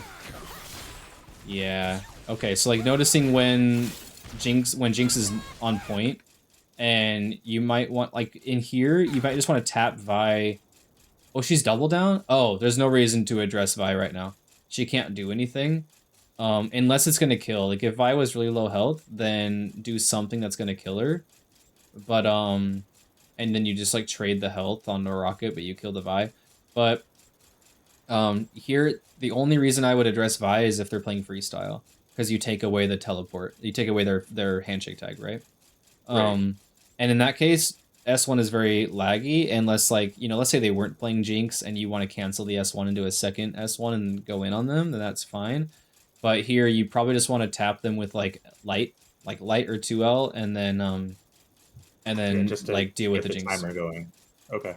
No, I mean, like, timer. It's actually better if you, for the timer, if you you leave them on the screen, because then they take longer to go away and start the timer. But it's freestyle. You want to remove the access to their teleport back. So you tap them, and then now you're only fighting Jinx, and then they go on cooldown, right? But they're playing double down, so it's like there really isn't a reason to address that Vi. I like the hard tag to start saving gray health. That was really good. Okay. Oh, I do notice you doing this a lot. So here you're closer to the left corner. And here it's like if you do the side swap combo like this, then now you have to spend bar to get to the far corner. Whereas if you did just like a straight up S2, like 8, or yeah, straight up Yeah, S2. I always drop that. Oh, So I okay. just Well, then stopped that's just, doing yeah, it. just lab it out. Just lab it out. It's really good at recognizing, and you can actually do this JS one sooner. Like if you do want to do the diagonal one, you can do it like right before you cross up. You can do it and still get Yeah. the same combo. But like I would just lab it out, because it's just one of those slight optimizations that will help you get to like reaching your goals of rank. Is like, well, now if we get this combo and we get to the corner without spending meter, well, now I have that extra meter, so when I get the 2-touch, I can like kill them, or you know, whatever. Because like with Ari, if you have 2 bars, you can set up this S1 super extension, go into, you know, S2 to wall bounce them, do the first 2 hits of S2, and then spend another bar before the limit strike to kill them, right? So like having 2 bars is still very valuable for her. But if you spend it to get to the corner, and then you get the 2-touch, well, now it's like it's a little bit harder to kill. Gotcha. It's just one of those little micro optimizations. And like this is one of those things that, like, recognizing that they are at full break, and like especially after you dropped it, like you want to be checking break very frequently. Just like a quick glance, and you'll get used to it, and then like you won't even have to look at it. You'll just like see it in your peripheral. But checking it and recognizing, okay, they have break here. I'm gonna, like, if I get the hit, I'm gonna go and do like an immediate 2H and jump. And only when you get to like masters or grandmasters will they delay their break and make you drop that combo because you're jumping and blocking. But for now, I think that's gonna go a long way. Okay. Like immediate 2H. This is actually pretty good because it goes through. Oh yeah, okay, never mind. It's fine. I think it's pretty good against the Jinx. That's a pretty good tactic. It's gonna eat the Gatling gun and just hit her, and if you hold it, then you get a combo. But obviously, yeah, handshake and Vi is a whole other story. Nice 2H. Yeah. Very common is like everybody accidentally does that all the time. So like no worries. The good part is you got the 2H. Yeah, again, no reason to address the Vi and double down. Just leave her. Just jump over the rocket, parry the rocket, like do something. Just like focus on the Jinx. If they're in you know, freestyle, then they probably would have tagged back already. But it's like tapping, and then did that punish? Oh, it did punish. So like, what can we do here? Let's just like hypothetically, if they were in freestyle, probably J2H. Probably like jump J2H to smack the Vi, and then you can air dash cancel that over the rocket or something. But Yeah. like I said, like way harder to counter than it is to do. Here, blocking the chompers is not. Oh, go ahead. Am I rushing? Like, I feel like watching in the moment, I was kind of mad. And Yeah. even in hindsight, it seems like I'm just holding forward. Like, Yeah. should I be taking my time walking them down or something? Yes. Yeah, and maybe I should have emphasized that earlier. You do like to face plant zoners a lot, and by that I'm just, yeah, you're holding forward a lot, and you just want to walk them. Like Jinx is in the corner right now. If you just walk her down, she has to do something to get out, and so in that sense, like blocking chompers is not like a bad thing here. You know, you may want to practice the parry timing or whatever. Like, if you had parried that rocket, then jumped over chompers or something, I don't know. But, like, blocking is not bad here. But here, like, you basically never really want to block Monkey. Not because it's bad necessarily to block it, just because it's, like, you can do something about it. So if you do, like, let's say, like, you tap M or whatever, and then cancel it, because you can cancel moves when you make contact with anything. It doesn't matter what it is, right? So, like, you could do, like, I don't know, I think it's... Maybe M, it might be heavy for RE that hits chompers, or clappy, but you just heavy and then S1 to, like, you probably cancel into S1 to, like, just pin RE, or pin Jinx down, or she has to do something about it, instead of blocking it, because now you just, anytime you block a projectile, you're giving them another opportunity to put another projectile out. Whereas, like, this is part of walking them down and, like, taking away those opportunities. You want to take away their chance to set up a zoning pattern. And, like, if you start thinking about it as a pattern, you'll start to notice it more. We're like, oh, absolutely. In Smash, it's so much like, because you're a Smash player. Yeah, I should have. Yeah, you're not dealing with this shit where you right hold back the block. Right. I'm dashing to close space fast. That's the wrong approach. I should just be walking. I'm sorry. When I say walking them down, I mean pressing your influence into theirs. And when I say walking, I mean patiently. So dashing is fine because you're taking space. It's just you can't just, like, full on run into them. Like, you have to. It's like it's more like dash block, or dash period. Okay. You know, dash block. Dashing is totally fine. Just, like, don't run into them and face plant them. Gotcha. So, like, here, like, totally fine. Yeah, you dash forward, you take that space. Here, it's like hit clappy, dash forward, right? And then, like, here, like, you did the right thing by jumping over. She's playing this team specifically because she knows that you're going to want to jump at some point, and she will call assist on reaction to anti-air you with Vi assist. So here, it's like, you know, like, if you had blocked that and then, or, like, sorry, done something about clappy and then ran forward, you would be at half screen right now.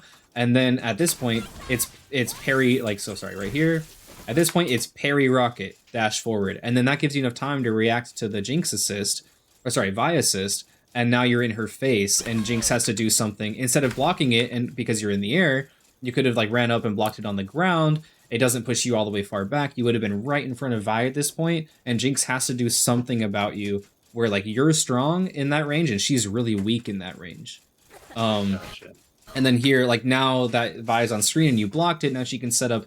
This is like how we talked about earlier, having a neutral sequence with, you know, all you know, S1 and whatever. Now she gets to set up her neutral sequence and get in. Her assist is on screen. She does rocket and tag. It's so in her favor, because you wanted to, like, rush down the rocket instead of, like, patiently deal with it. Right? Oh, that's such a good push block. Oh my god, yes. Making her whiff that grab is so strong. Nice pickup, recognizing you dropped it, and she's gonna want to mash. Boom, boom, boom. This probably... Oh, okay. I can't do that part. I always drop on the S1 bit. Let me check this. You delayed jump. So, like, it depends. Like, you can do this a few different ways. So you delay the jump, and then 2H hit solo to the ground. Did you delay kunai? You didn't delay kunai. Yeah. So this is just gonna take practice. Off of limit strike, if you want to set up the kunai into, like, down heavy and then super or something, then or limit strike, do what we talked about earlier. I think you're at low enough hits and skilling right now where if this did hit, you could have done double down heavy to limit strike. I feel like you could have. Could be wrong. Because it was just such an early tag launcher. But here it's like you probably want to jump immediately. Like right here, you delay the jump, but you probably want to jump immediately or just not delay it as much. I rarely do this off of tag launcher because I'm going for, like, the limit strike thing we talked about earlier with JS2, or just setting up smoke with landing and going for S2. But, like, yeah, just like lab it out. Wait, you rarely do this? I thought you said this is the fun one to do. Off of tag launcher. Yeah, off of tag launcher, I really do this because, like, unless it's gonna kill, right? Because then I can do, because this isn't gonna kill. So I'm talking about, like, in this context of what's on screen is, like, this, even if you landed this into kunai and then down heavy, the super's not gonna kill. So I would prefer to take the limit strike here with JS2, like we talked about, like, at the very beginning, or just land and do S2 to pop smoke. Okay. Because at late, I guess right now 2H probably will limit strike, but you know, if it's really late in his turn, it's not. So, but either way, like I always do this. I always do heavy into JS2. I think this is like the most consistent, like best thing to do off tag launcher. But Right. yeah, I think you just delayed the jump too much. Or ooh, you delayed the J2H. Yeah, I was like, I see. Yeah, that's about how like what I would delay the jump, but you delayed the J2H as well a little bit, so that's what put you too low to for Kunai to hit. Okay. Yeah. Ooh. Yeah. Bursting Jinx when she's at range is like one of her strong suits, so I get that you want, yeah. And now, yeah, let me see exact. So yeah, Ari gets smoked by the lightning. Oh, finally the chomper sound stopped. Oh no, it started again. Yeah. That's okay. Yeah, just like not bursting Jinx when she's at range, because you want it to make contact. If it doesn't make contact, then it's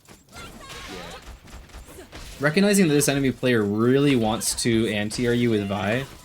Anytime you jump over Rocket, it's like Jinx is gonna play with Vi or like Akali or Warwick where they have these anti-air assists. So just like being aware of that, and you're playing Ari, so you really want to be in the air. I get that. But like recognizing that that's her like pattern, and then instead of doing that, like right here, just like run like you know, running in and doing and addressing it grounded. Yeah, because you block it in the air and it pushes you so far back, and now she's gonna do rocket plus tag. Yep.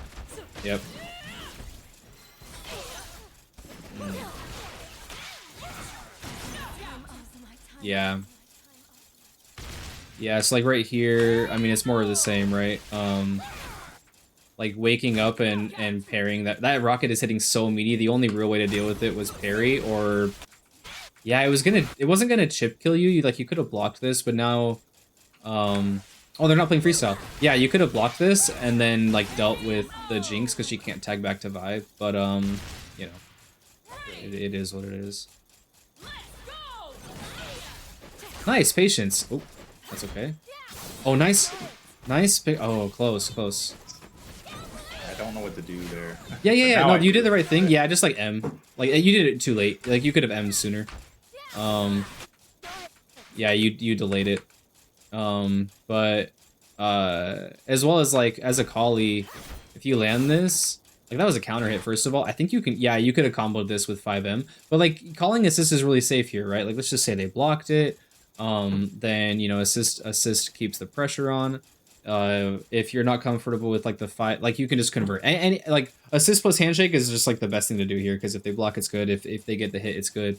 If you get the hit, But I could have stayed as a Kali and done 5M. Yeah. Wow. It depends on their height. If they're really low down, and it's like recognizing that height, right? If they're really low down, then no. But she's really high up right here because she jumped and then got counter hit. So, but like, Okay. It's tough to like react to those things in the moment, and that's kind of why I'm saying like assist plus tag is usually the best that you can do, because even if they block it, then you have pressure. But the 5M was just delayed too much. Like you kind of crouched first, and then went for it. But if you had just swung, it would have worked. And that's just like something that you can lab out and get the timing right. Yeah, you got to parry rocket. That's okay. I think that's going to be like the biggest lesson in Jinx is just parry rocket. Because if you could parry rocket, then you swing immediately on that Vi and you just jump scare the shit out of her, right? Like parry rocket, it cancel into medium, and you would have gotten a full combo. Like there's no way she's playing there's no way anyone at your level is playing the parry game right here.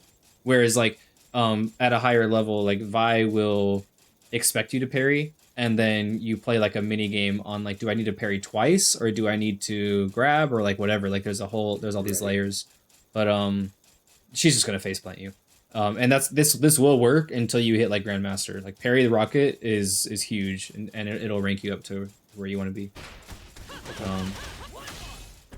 I do really good until I face any zoner, and then I can fall apart. I can dig that. Yeah, I get that vibe as well. Yeah, doing the like this, like try if you want to get in with S2, try doing it like airborne. It's so minus on whiff right here, but you on airborne you can dash cancel it, like not dash cancel, but you can like dash really fast after it. You can do down S1. You can do all this stuff like plus assist. this sequence is pretty tough with your team because Akali assist goes nowhere. So even like this, it's not bad with like Darius or something because you're moving yourself across the screen and then Darius also lunges and would have just smoked both of them. But with Akali, it's like, yeah, you probably want to stay in the air and do that. And then like call assist or like do an air dash and then call assist, you know what I mean? But here, yeah. Man, if the enemy was playing freestyle, they would just like smoke you on this because they can tag back on that rocket and whatever. But oh yeah, this guy's enjoying I'm at the double rank down right now where everyone is either double down or playing with their friends. I used to be really high up, but once I picked Akali up instead of Darius, I can dig that. Gotcha, yeah. Gotcha. Let's see here. Nice going over it. This would have been a good moment to do like instead of down S2, like 6S, like forward S2, but that's okay. Like she was throwing trap out anyways. Nice air dash. Ooh, okay. Almost got over it. Ooh, nice. Get out of dodge. So that was a scary situation against Vi. Like she could like air grab you right here after tag or down S2 or something. Really nice way to just get out of there.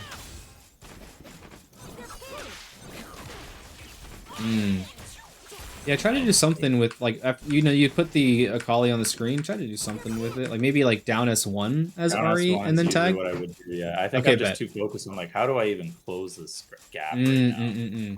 Yeah, the down S1 will help with that. I mean, because you can tag immediately when on pressing it. Like, the difference in frames between... The difference in time between this tag and, like a microsecond later is not a huge difference in terms of, like, zoning them, at, like, running them down. And the down S1 does just so much for you when it comes in from behind. If you blocked the rocket, or like parried it. Yeah, you keep wanting to address the Vi. Maybe, I don't know, yeah. Just recognize what fuse they have and be like, okay, I don't need to do anything about that Vi. Right. If they can't tag, then what's the point? Yeah. Our zoning pattern is... It's literally just the same thing for 2 minutes. I just don't know what the answer is. I feel that, yeah. And yeah, it takes a lot more execution to counter it than it does to do it. But like parry rocket here, she canceled into rocket, parry it, and then that was a free punish. If you parry rocket, you win. Yeah, you run it. You just do like dash cancel it once and swing on her with medium and take like half her health, and then you're in the corner. And it's like these little micro things that it seems like, oh, I just took one rocket, no big deal. But like that was the difference maker right here. Yeah. That's okay. Like, you got in front of Monkey right there. It's like, you know, parry it, I guess, but like, I don't think that's super bad to block it there. It's risky to parry it. Oh, you're not dead.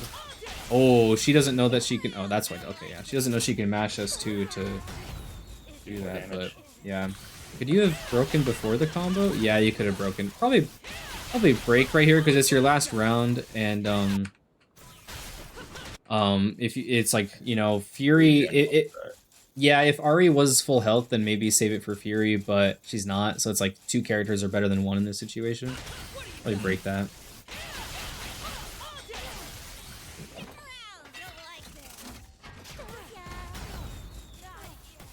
So, do I just hop in the lab and just run parries over and over and over again against the rocket, or like, what's the best way? How do you practice? Yeah, yeah. It's actually easier than it looks to parry rocket. But yeah, just do that. Like set the bot to like record her doing, at the start, just record her doing rocket and then parry it and see at what ranges you can punish the rocket. Like if you're really like, you know, max screen, maybe you can't punish it, but you can still take space. If you're like mid screen to close, then you can probably punish it with your really fast characters. And then record like some kind of like zoning pattern. Where you know, put out Clappy and then shoot the rocket and then see what you can do against that. A lot of times, like the rocket will hit you first. Like, so they'll throw out the monkey and then they'll medium attack the monkey to electrify it and make it faster and then rocket. And the rocket will generally still hit you first. So what you can do is like against, and this is just practicing against every zoning pattern and seeing what you, and it'll become easier, but like, rocket gets to you first, parry the rocket, cancel the parry into whatever move hits Clappy out of the air, and then take space. But like, that's way harder to do than just, oh, I'm Jinx, I'm gonna press down S1 and then medium and S2, and like now they have to deal with it. Yeah. Now you have to like parry cancel into a move that takes care of Clappy. So like a lot of times as Akali, it will be I'll parry into medium, and then as Braum, I'll parry into 5L to take care of the monkey, and then I'll take my space. Okay. Jumping over it is risky because of, you know, Gatling, like the upwards Gatling gun and stuff, but like, yeah, sorry, I know I'm long-winded on that, but just like practice at base value against rocket and then start practicing against actual like more zoning patterns, but just getting used to the rocket parry is going to be really useful. And again, it's easier than it looks. It's easier to parry rocket than it looks. Okay. Yeah. I'm genuinely just like, So get out of the call, Evan. Help me. Wait, someone else said that? Wait, what? No, that's what I was like. Oh. In this moment, I was like, man, this hour needs to pass faster. Oh, this was this morning and during a stream? Gotcha. Yeah. Gotcha. So like right here, recognizing that, so they spent double down, right? The assist goes on a 4-second cooldown. Recognizing that that Vi is off the table, is huge in this matchup, because now you know that her biggest anti-air is off the table. And what you can do here is, like, when you see that Gatling gun doesn't hit full screen.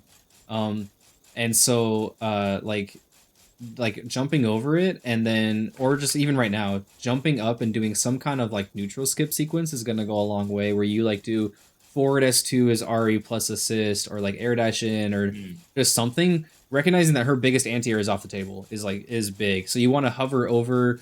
Jinx 2H is big, but not that big. So you can like do like a super jump or something, or just like jump up 6S, like forward S2 over her and call assist, and now it's your turn, and like she's still waiting for assist. I know your assist is your assist is going to be up first, right? So like right here, I would do jump plus forward S2 plus assist. Like Jinx has loved it. Like she's about to shoot down rocket. I fucking know it. Like, but like Jinx has loved to jump up, and like down rocket loses to RE forward S2. She didn't do down rocket here, but you know, and then you just call assist. Your assist is going to be up first.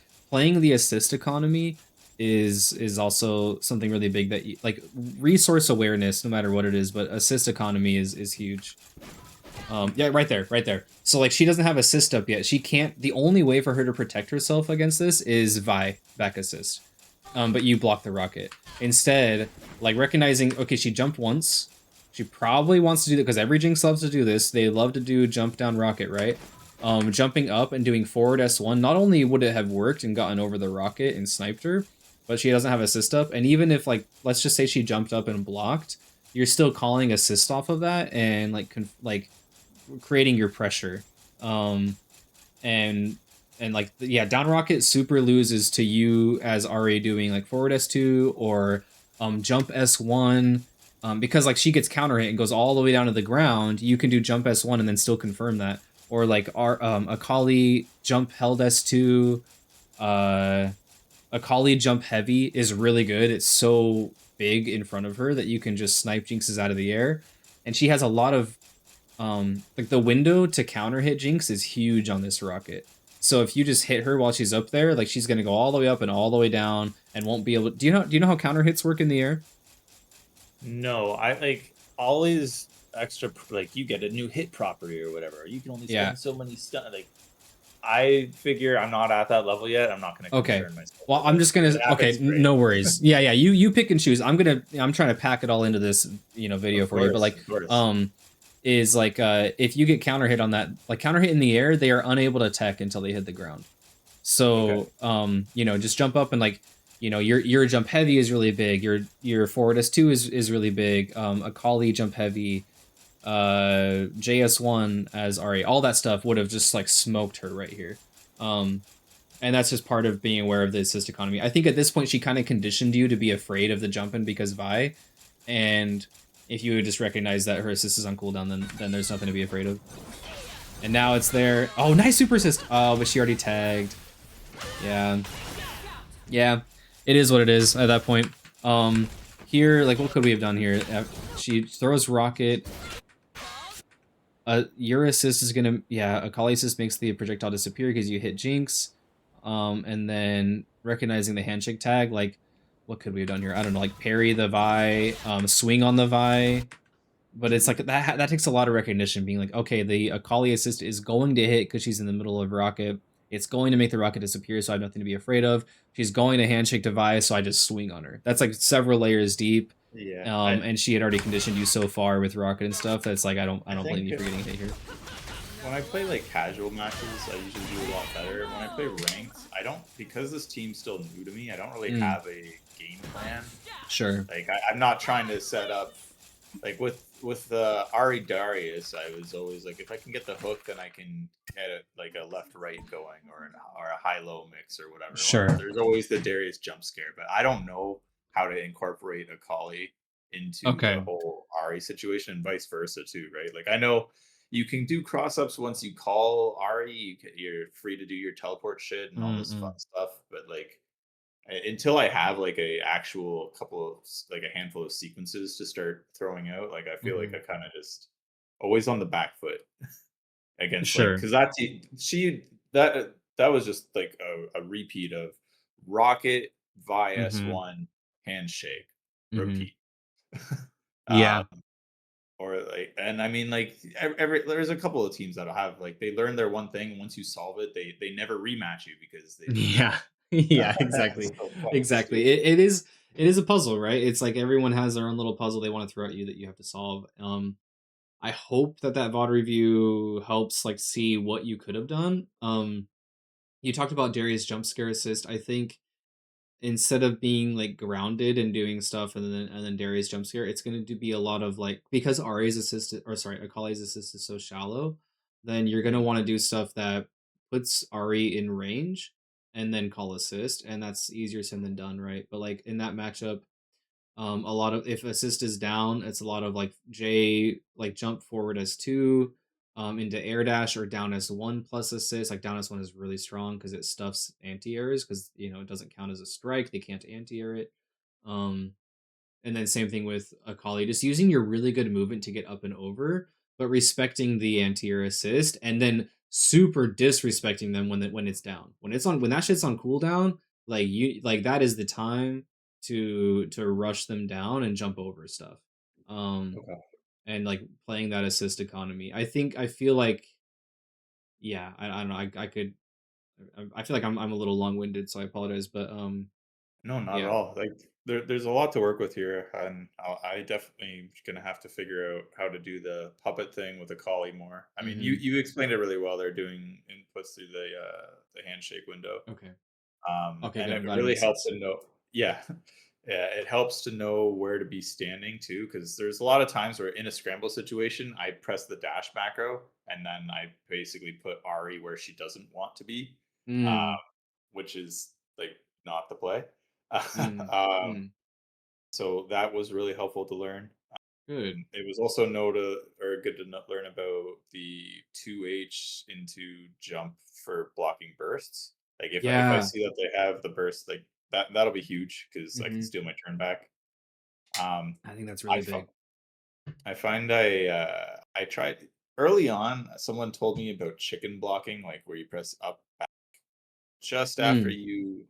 And I think they patched it so that there's like now a jump squat timing or whatever. So I keep on getting caught in scrambles trying to just get in the air while blocking, and then they Mhm. get me or whatever. So that's something Gotcha. I just gotta get out of my system. And then Yeah. not slamming my head against people that are Yeah, zoning I think that's the would biggest also. one, not face planting. Jump squat has always been in the game and you've never been able to you can't block during jump squat, but chicken blocking is still really good.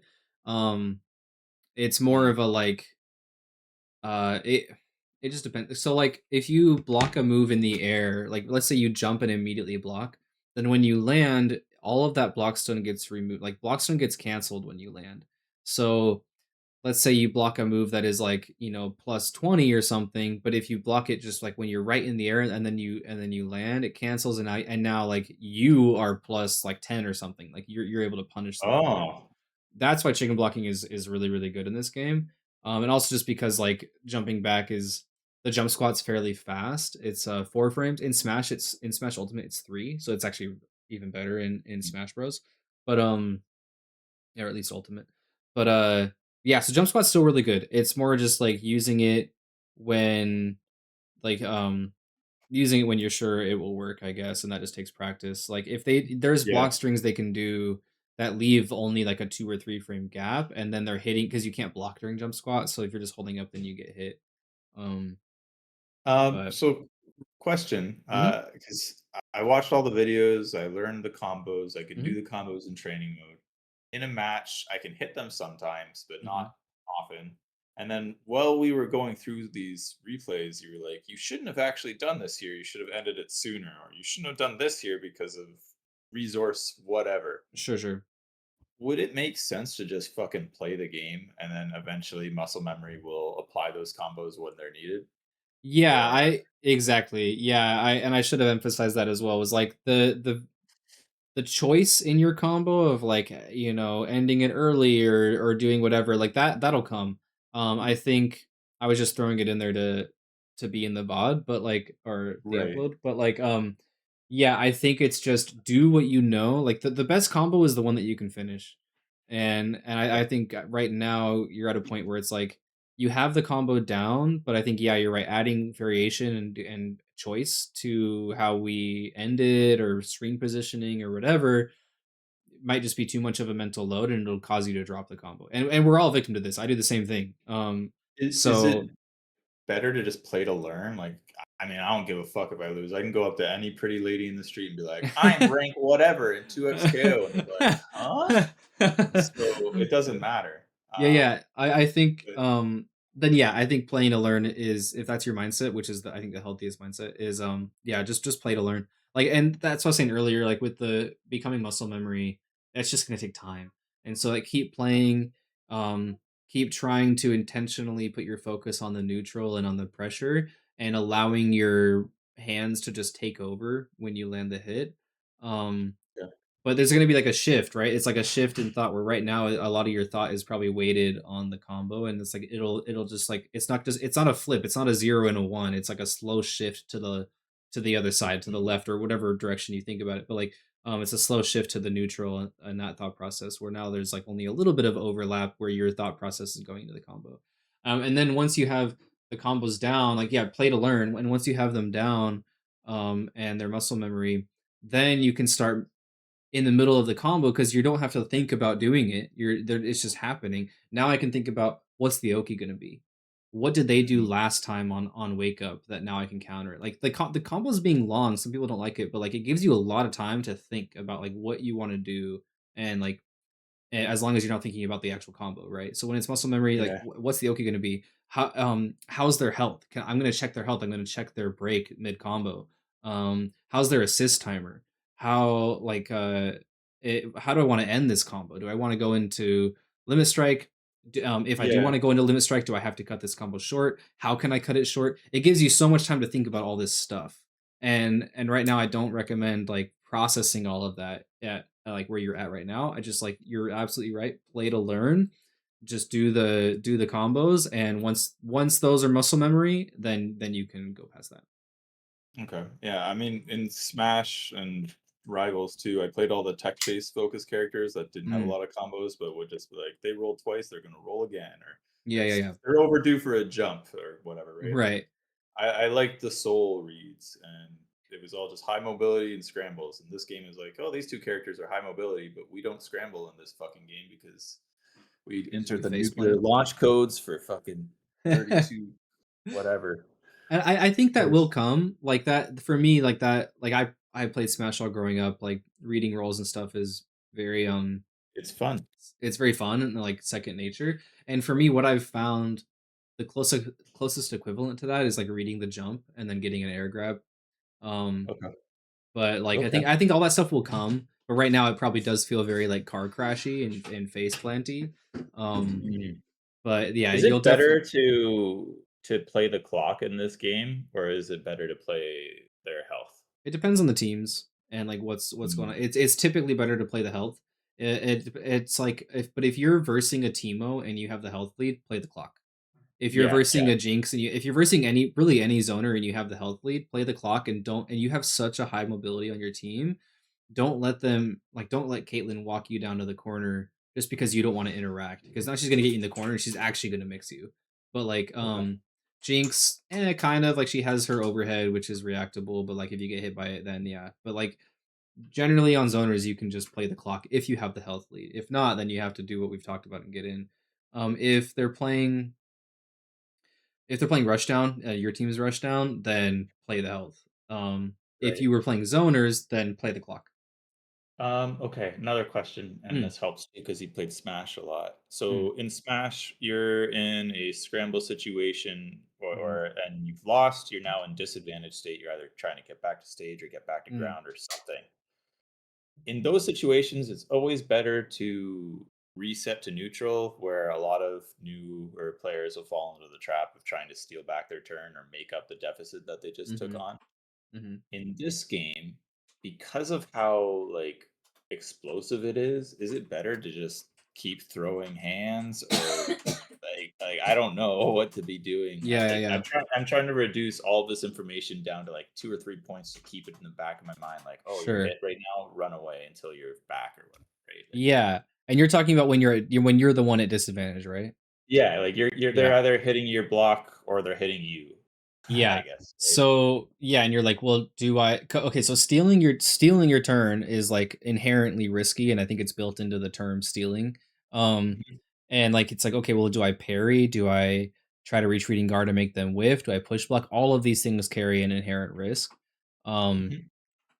and I think it's tough. Like this is a game where if we were playing Dragon Ball, I'd have a different answer. But this is a game where it's like patience isn't always a virtue, and like it kind of rarely is unless you're absolutely just like goaded at blocking, and it's really hard to do that in this game. It's really hard. Okay. So like try to. The answer is probably somewhere in the middle where you use Uh, a defensive option. Like, and if let's say like you push block and you make them with a button, cool. Like now it is your turn. Now you did steal it back. But even if you just push block, like the first goal of that and the first goal of retreating guard should be like just return to neutral.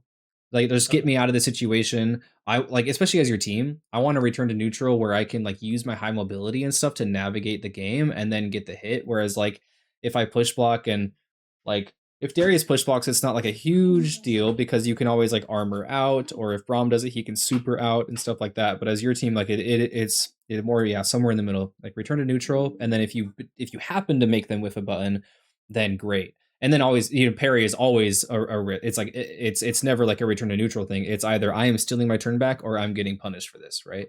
Um, Right. but yeah, I think I it's yeah. Go ahead. Uh, so like after going through all those VOD reviews and stuff, Hmm. like where's the starting point? Like, what's the first thing I need to start working on? I I think it think would be like Perry, like but neutral I don't know. control. I think it's neutral control for you. I think you tend to want to face plant a lot, and Okay. having this like patience and neutral control is going to go a long way, especially for your team. We say it's rushdown, but it's really not. Your keep away and like evasion team. Okay. And then when you choose to, then you commit and rush down. And so like Okay. for me, like let's say I'm a Kali Braum, right?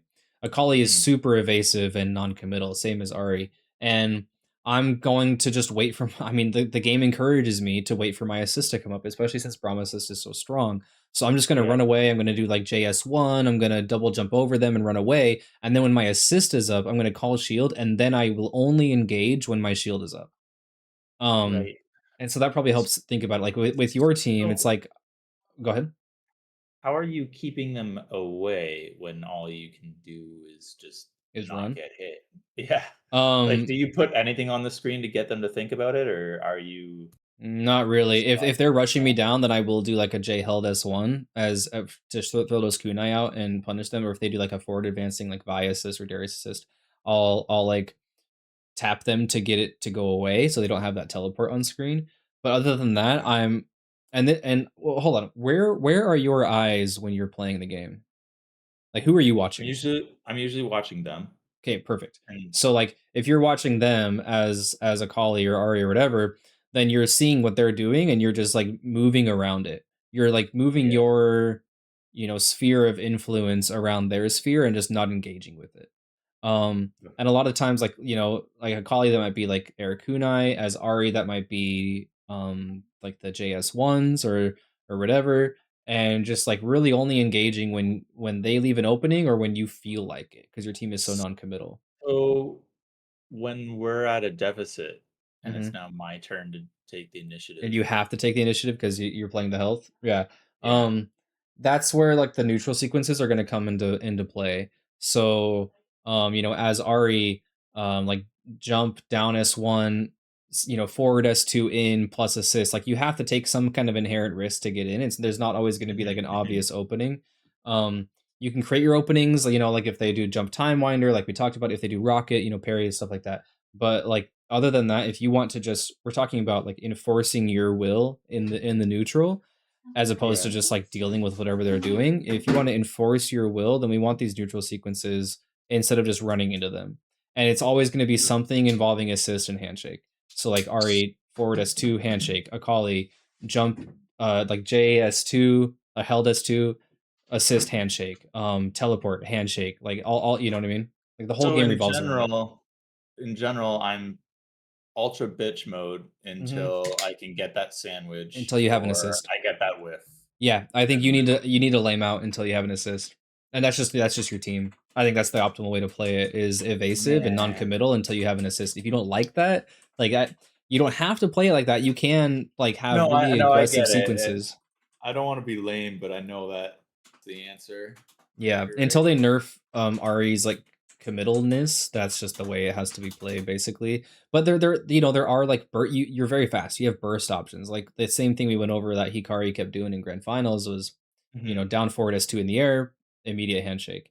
And like having like choosing when and how to use these like burst options is really strong. So you don't want to be full screen with the team and just like ultra running away. You kind of want to be mid screen and just dancing around them until they do something that either like until they leave an opening. They do something that's punishable, or maybe you have an assist and you want to like enforce your will on them, then you can go for it.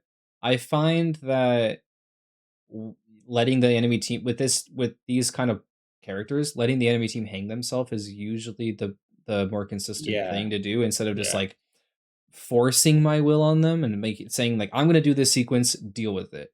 That's really strong with certain teams like the rocket behind the Vi and stuff like that. But as this team, your team, it's not as cut and dry as that. It's not very easy to be like, yeah, here's my sequence, deal with it, and I will change once you deal with it. oh, It's more of okay. a like evasive, let them hang Evasive, themselves. adapting, and parrying. Yeah, let them Going to hang parry. themselves. Like let them do Okay. something that is punishable because your movement is so stupid good on your Mhm. team. They whiff something full screen and you just run up to them as Ari or as a Kali and like Right. and punish them for it, right? So question. Mhm. W- One of my one friend who pulled me into this game, he's grandmaster, but that was back in the alpha lab, so he's Mm, probably only diamond. Let's be real, because they mm, were inflated as fuck. mhm. Um, the first thing he's like is cover your assist when you're handshaking out. So with Yeah, Ari, I would down S1 and then I would yeah, tag Darius. With yeah. Darius, I could S2 until they made the parry thing happen. Mhm. Um, I don't know what to do with a collie except for S1, where I just throw her at people. Like, what should you do if Sure. you're a collie and you're swapping out? Like, you've called in your assist, you're gonna swap over to Ari right now. What Yeah. should I do with a So collie? it's like it depends on the situation. Yeah, good question. It depends on the situation, but like generally something that is like if you're like right on top of them, it's something that is high block stun. So Mhm. like charged heavy, tag out, you can keep charging the heavy. And that's universal. S2 as a collie, tag out on block, right? S1 is typically the best option because it true strings into itself. You just have to be comfortable with puppeting. Puppet. Yeah. Because like the S1 is a true block string and it has a lot of those two together is a lot of block stun. Um that's if you're close enough, right? If you're full screen, it's not as you know what I mean. It's not as easy as like, oh, I'm just gonna throw out like if Ari is full screen, she just throws out down S1 in the tags, right? But Akali doesn't have anything to threaten that range. So sometimes what I'll do is like if I really want to tag out, like you don't always have to throw out a move to whatever, but like if you want to do a move and then tag out, like air jump kunai and like air held kunai, sorry, and then tag out is typically like pretty good. It's very wide once it hits the ground and it covers a lot of space, Okay. and it has so much frame advantage on hit and on block. That, like if you just do that and then tag, you have to tag a little bit later. Like you can't that's not a move that you can hold like press hold and tag immediately. You have to wait for like the minimum charge to kind of come out, but you can play around with Right. it. But like, yeah, it just like, and it just depends on the range and the situation. But if you're close, generally S1. And then if you get the hit, Okay. the puppet on S1 will just like confirm it, and you can run up full screen as Ari and get them. If they block, it's Yeah. so much block stun for you to set up your like air dash high low stuff. Okay. So I know the combos that I need to do when I get into those situations to do Mm. them. I see a lot of your Discord people are like, "Oh, I got the new tech," or "Oh, there's this new tech." I just want to fight people, but I'm not good at it. Do I need to spend all my time in the lab learning all this tech, or should Mm-mm. I just like if I know a combo exists, I can just focus on learning neutral stuff and then Yeah, okay. like because we were talking about when you say, "Oh, I got this new tech," you're talking about combos, right? Like combo tech. Literally any apparently it's interchangeable with whatever. Like I'm looking for games. Chadwick says, "Sorry, I missed this. Was learning that good shit from Nishi," and they're all just talking about tech. I'm like, man, in like rivals or Smash, it was like you can L cancel. It's like, all right, you're saving a lot of frames. It's actually you kind of Mhm, fucking need to learn L canceling if you're in melee, or if mhm. you're in ultimate. It doesn't. It's not required, but if you can slingshot, good for you. Yeah, like, Uh, it's like B reversal, it's, yeah, you yeah, know, they like just give you punishing good the movement ledge options, but grab, like the yeah, 2 frame window on that. Yeah, like, they're yeah, it's all mostly movement options and stuff. So, I'd say, it is there like, any I'd say essential just, tech? like, as no, not uh, tech in this game is more like, yeah, it's not really, like, move unless you're, like, doing wave dashing, which I don't even recommend doing, like, not even, like, people on the top stage, like, do that. So, it's like, um, there is some, like, good stuff, but it's not just essential, like L canceling or shield Oh, okay. dropping in melee. It's Yeah. more like, hey, the tech for dealing with Jinx super assist is like to parry 8 times in a row. You know what I mean? Like that's more Oh, stuff like okay. that. And then like there's Gotcha. obviously combo tech where it's like, um, like things just get developed and like, you know, oh, I was doing this like basic tag launch combo. Now it's like, oh, this new tech just dropped where you can do this and this and this and add on all this damage. It's like Mm, it's it's like optimization stuff in that sense. And I'd say right now, just focus on like the best combo you can do is the one that like the best combo is the one you you can can finish. finish. That's what you Exactly. said. Just Yeah. finish your plate. Yeah. So as Okay. long I think right now your combo ability is like pretty good for your level. I'd say just like get your combos down. Don't even really worry. Like I said, you can learn the corner combo for Akali from that video, but like the mid-screen combo works and it Yeah. still does good damage. So it's like, you have your combo down, just do that. And I would focus more of your time now on, neutral control, um, your like punish game, like whiff punishing, recognizing when they do something that's really punishable and not. I think that's where you can grow the most right Okay. now. And then when the time comes, like you kind of feel it, like it's a stat, right? Just like in an RPG, like you'll feel that Mm, your stat in neutral and pressure has gone up, and you're like, okay, let me like, oh, I landed this like weird situation in a game. What's the combo I can do there? And then you lab it out and then you implement it and you kind of just go back and forth like that. It's like, oh, I just like they put me in this whack ass block string. Like, what can I do about that? Or how do I right. deal with this thing in neutral? And you just keep leveling up like that. But yeah, I think right now just don't even sweat the combos, man. Okay. Okay. And then in Cool. terms of Yeah. like playing people, you can say that too in LFG. Just be like, hey, like like you don't even have to give your rank. Just be like, hey, I'm looking for games. This is what I'm working on. So Yeah. like if anyone wants to play me and kind of like they don't have to play a certain way, but be vocal, like, hey, I'm working on like my neutral control. And then maybe after you're set with them or after your whatever however many games, just say like, hey, what like I was having a hard time. Like, let's say they played, it doesn't matter, fucking Blitzcrank. Be like, I was having a hard time with this situation. Like, what would you recommend I do? I think my Mm, Discord's a great way to learn like that too. People will be, well, they're never gonna be like, oh, I'm not gonna tell you how to deal with Blitzcrank. Like, yeah. Yeah. they'll Yeah. they'll teach you, right? So, yeah.